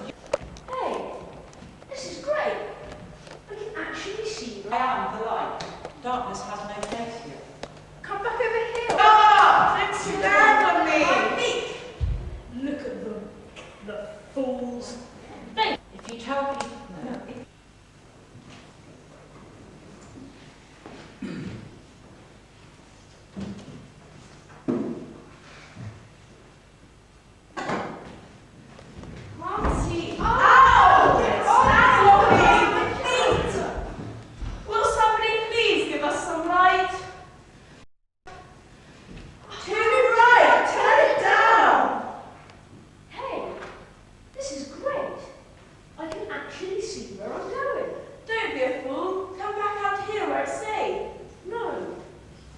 much safer here. I can see. All the darkness and confusion have gone. I am the light. Darkness has no place here. Come back over here, where your friends are. Don't be an idiot, people will see you. Wait a minute. It's getting darker. Light cannot exist with darkness. If you love the light, walk in it. Ow, can't see. It's too dark. Don't stand on me. Look at them, the fools. They haven't found what I have found. Someone ought to tell them. My way is best. It isn't your way. You can do nothing for them except through me. If you don't love, how can you provide them with any light? But I'm all right. I've seen the light. Listen, you've got to listen to me. I've seen the light. I found somewhere much better than this. Who said that? I've seen no light. You're no different from us. What have you got to show for it? Stay here with us. We can have more fun in the dark. What went wrong? You were doing it your way, not mine. You became proud and plunged yourself straight back into darkness. If you tell people there is light, yet have nothing to show them, how are they to believe? Come on, let's try again. Only this time, stick with me. No, stop him, it's too bright. We'll see what we're doing. Expose us. You're different. You've changed. You begin to look like light itself. Come into the light. It's better here. All the darkness and confusion have gone. But I don't know, to leave behind. All you have to leave behind is a world of darkness and confusion. Light and darkness cannot exist together. You must choose one or the other. I can't take any more of this. Will somebody please turn the light off? Turn it off! Turn it off! But the light was given for you to see. You asked for it. Turn it off! Turn it off! That was before. It's too powerful. Turn it off! Turn it off! That's better. I'm not so sure now. Hey, weren't you one of those who walked in the light? Who? You? No. Well, what have I said? No. No, it can't be. I can't stand it. It's too bright. The light shines in the darkness, but the darkness does not understand it. The true light that gives light to every man has come into the world.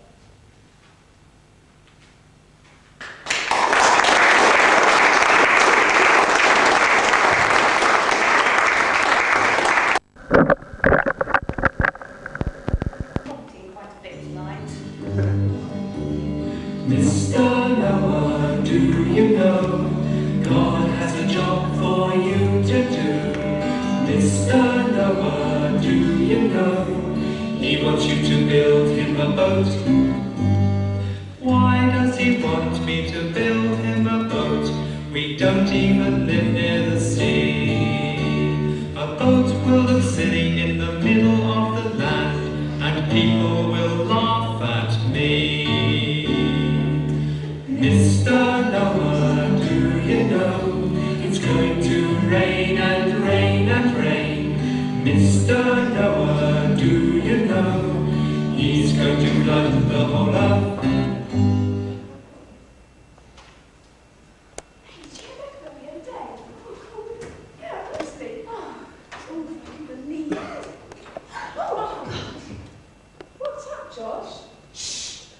Don't look now. But look what's happening over there. What's he doing? I said, don't look. Act nonchalant. What's he building? It's me. It's obvious, isn't it? It's he's making a, you know, it's a... Don't look, he'll see us. So what? We're friends of his, aren't we? Yeah, what difference does it make? It might be a secret. Ha ha! It can't be a secret that big. It's nearly as big as the hill he's building it on. Whatever it is. My left knee's hurting. It means trouble. You mark my words. I thought you were funny.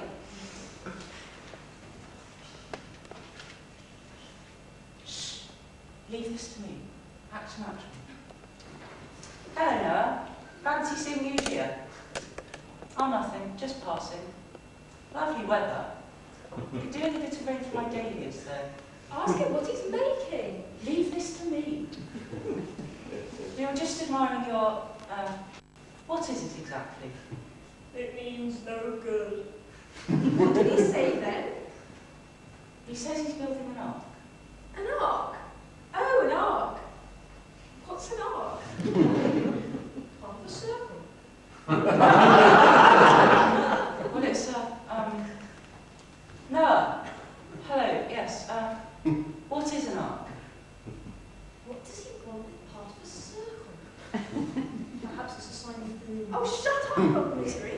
Okay, thanks. Well, He says he's building something for his family to live in. What? A house? No, a massive boat. He's building a massive boat on top of a hill. Excuse me again, Noah. Forgive me asking, but why are you building a boat to live in? What's wrong with the tent? This was a bit funny, oh no. tents aren't good enough for him. I still don't like it. Oh, he says it's because tents are easily flooded on top of a hill. How do you know it's going to rain? But Noah, you're miles away from any water. Oh. Here, get this. He said it's going to rain. But it hasn't rained for months. Years. Mind you, he could be right. My shoulder's playing up. Always plays up in bad weather. And good weather at any time there's work to be done. How do you know it's going to rain?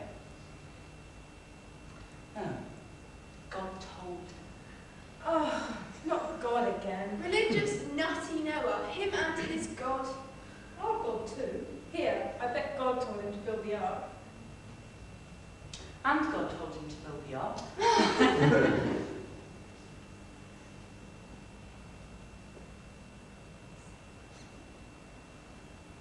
Oh, I see.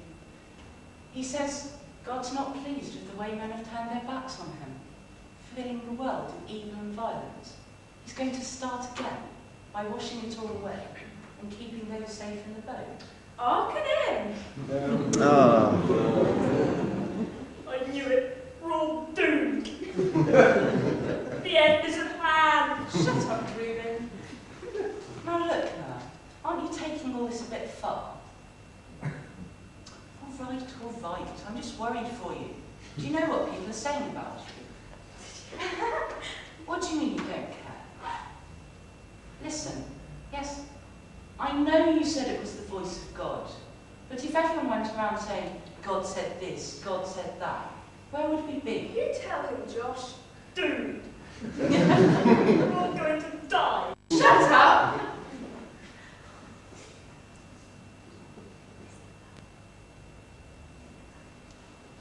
Listen now.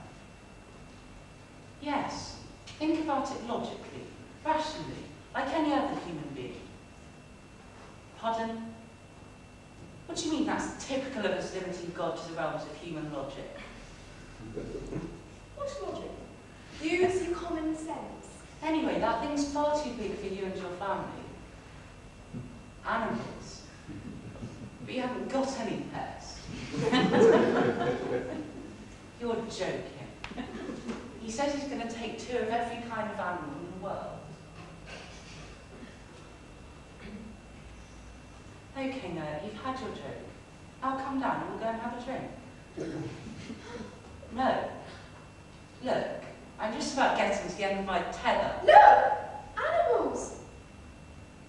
Hundreds of them. Thousands.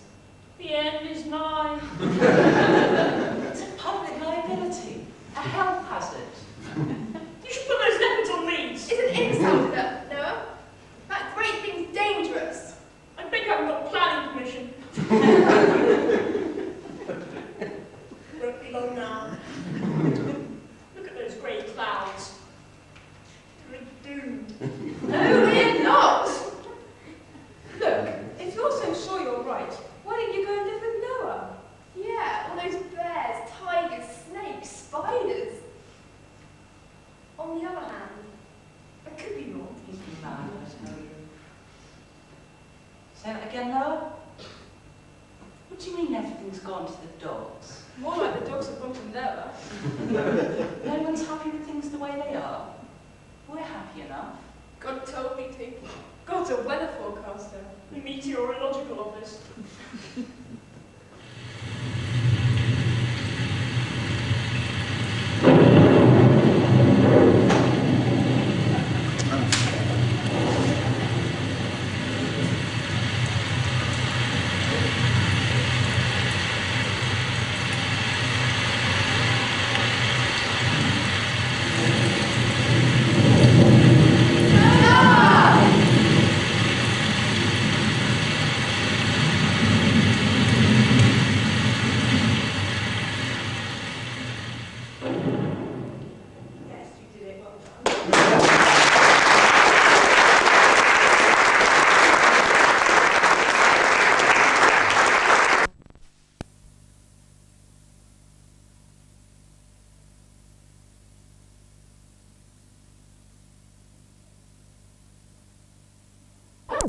Things the way they are.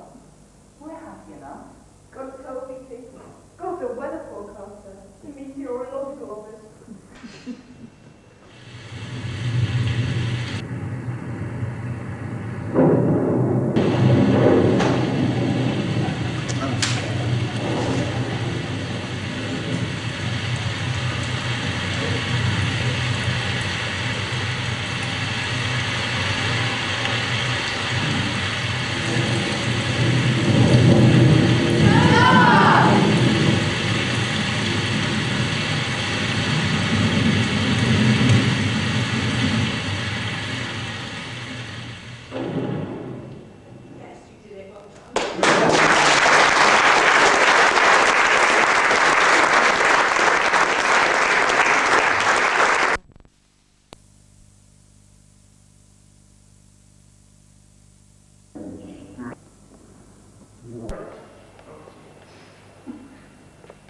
Here's the one. So what's he done?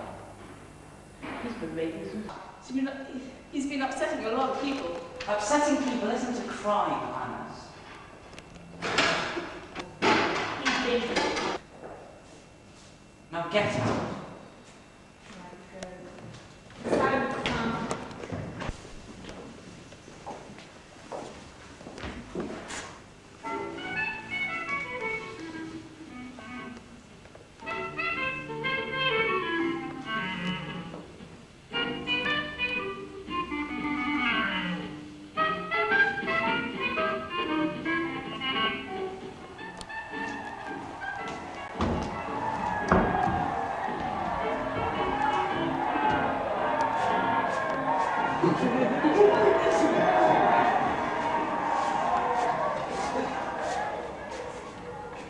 What's that noise? They're welcoming him, boss. Welcoming who? The carpenter, boss. What's he doing? Lapping it up. He's got no right. They're saying he's the king.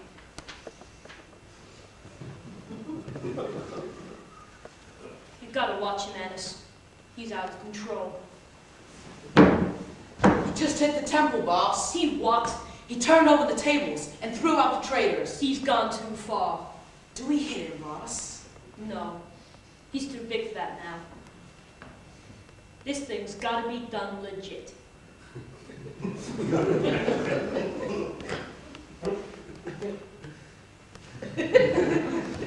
So, what do we do now, boss? We wait. He's finished, and he knows it. Here's the squealer, boss. The name's Judas. So, Judas, what can you do for us? I can get you the carpenter. So get him for me. Hey! I'm not sticking mine account for nothing. How much? 30 pieces. Pay him the money.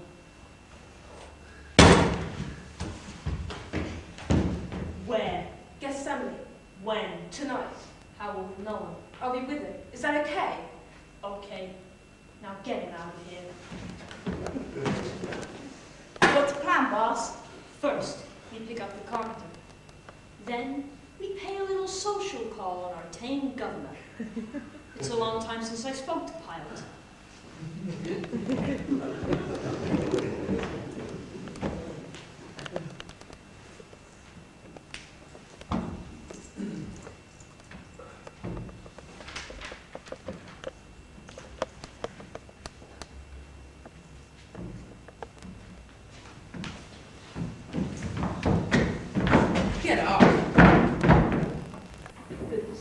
Pilate. I wish I could say the same, Caiaphas. Oh, now what's wrong? I haven't upset you, have I? Oh, no, no. It's 2 o'clock on a Thursday morning. You're just the guy I wanted to see. Now, what do you want? Just a friendly chat. Oh, terrific. So, it's been kind of warm lately, don't you think? Now, say what you want and get out. Okay, Pilate, if that's the way you want it, I want him. So, you've got him. You don't understand, Pilate. I want him dead. Here's the warrant. Sign it. Please. So what's he done? He's been making some threats. And you want him dead for that? He's been upsetting a lot of people. Upsetting people isn't a crime, Alice. He's dangerous, Pilate.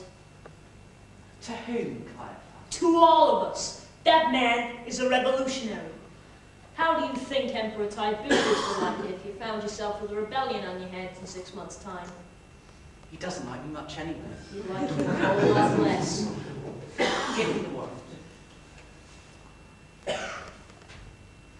I take no responsibility for this. Now get out.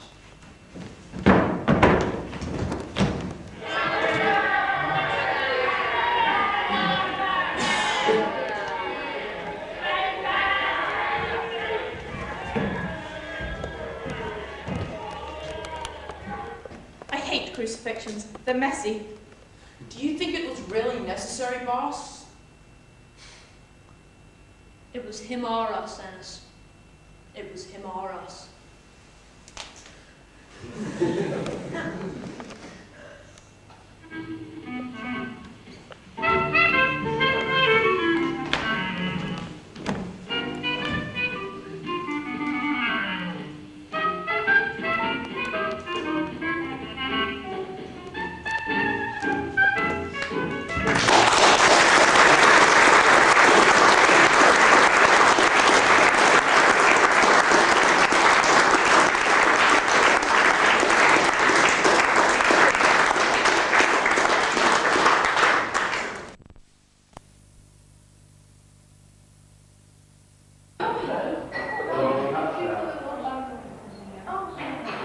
Sorry, I'm being a pain.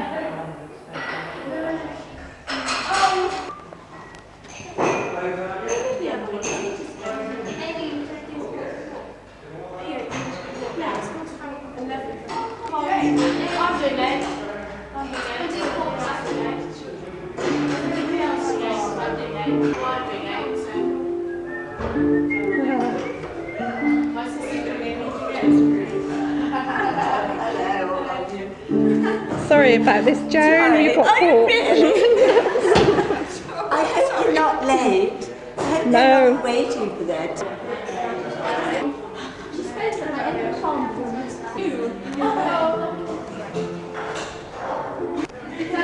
You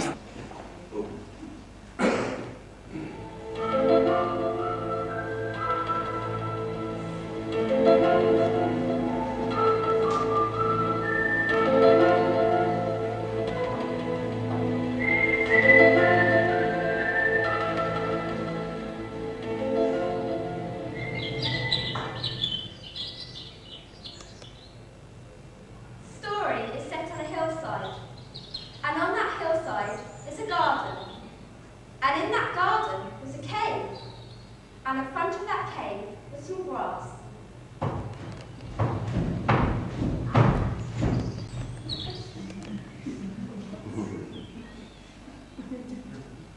Some people have put a body in that cave. What's that smell? It's a body. They can't just leave it there. It'll smell awful. And they put a big rock across the entrance, on top of the grass.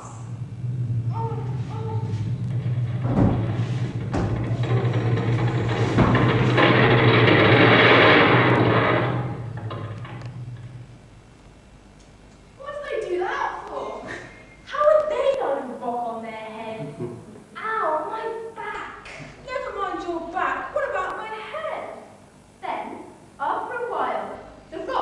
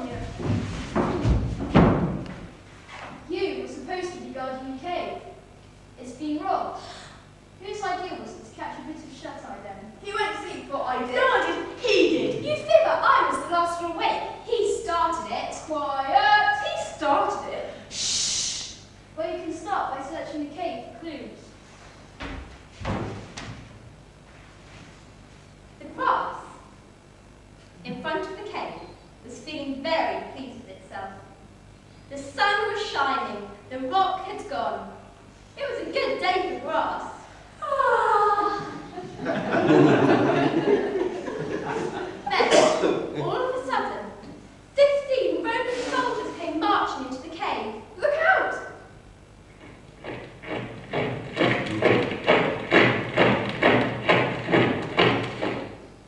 What did they do that for? And it's just about recovered when the soldiers came marching back again. Here they come again!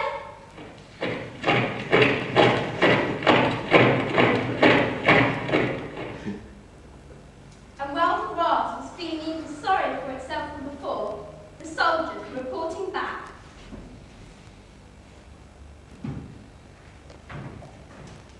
Search of the cave completed, sir. Did you find anything? Just this round, sir. We'll send this to the forensic lab at Turin.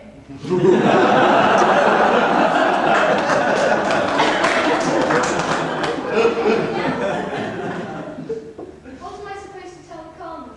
That the body escaped, sir. That a dead body got past 15 Roman soldiers?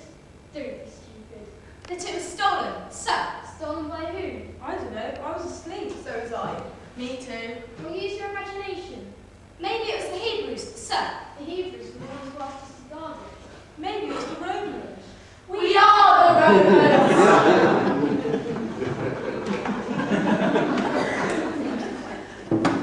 And so, they kept on arguing about what had happened. Of course, the grass knew.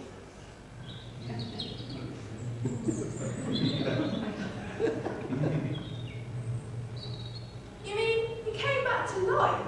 That's right. I didn't think people could do that. Well, this one did, didn't he? But I don't suppose anybody thought to ask the grass.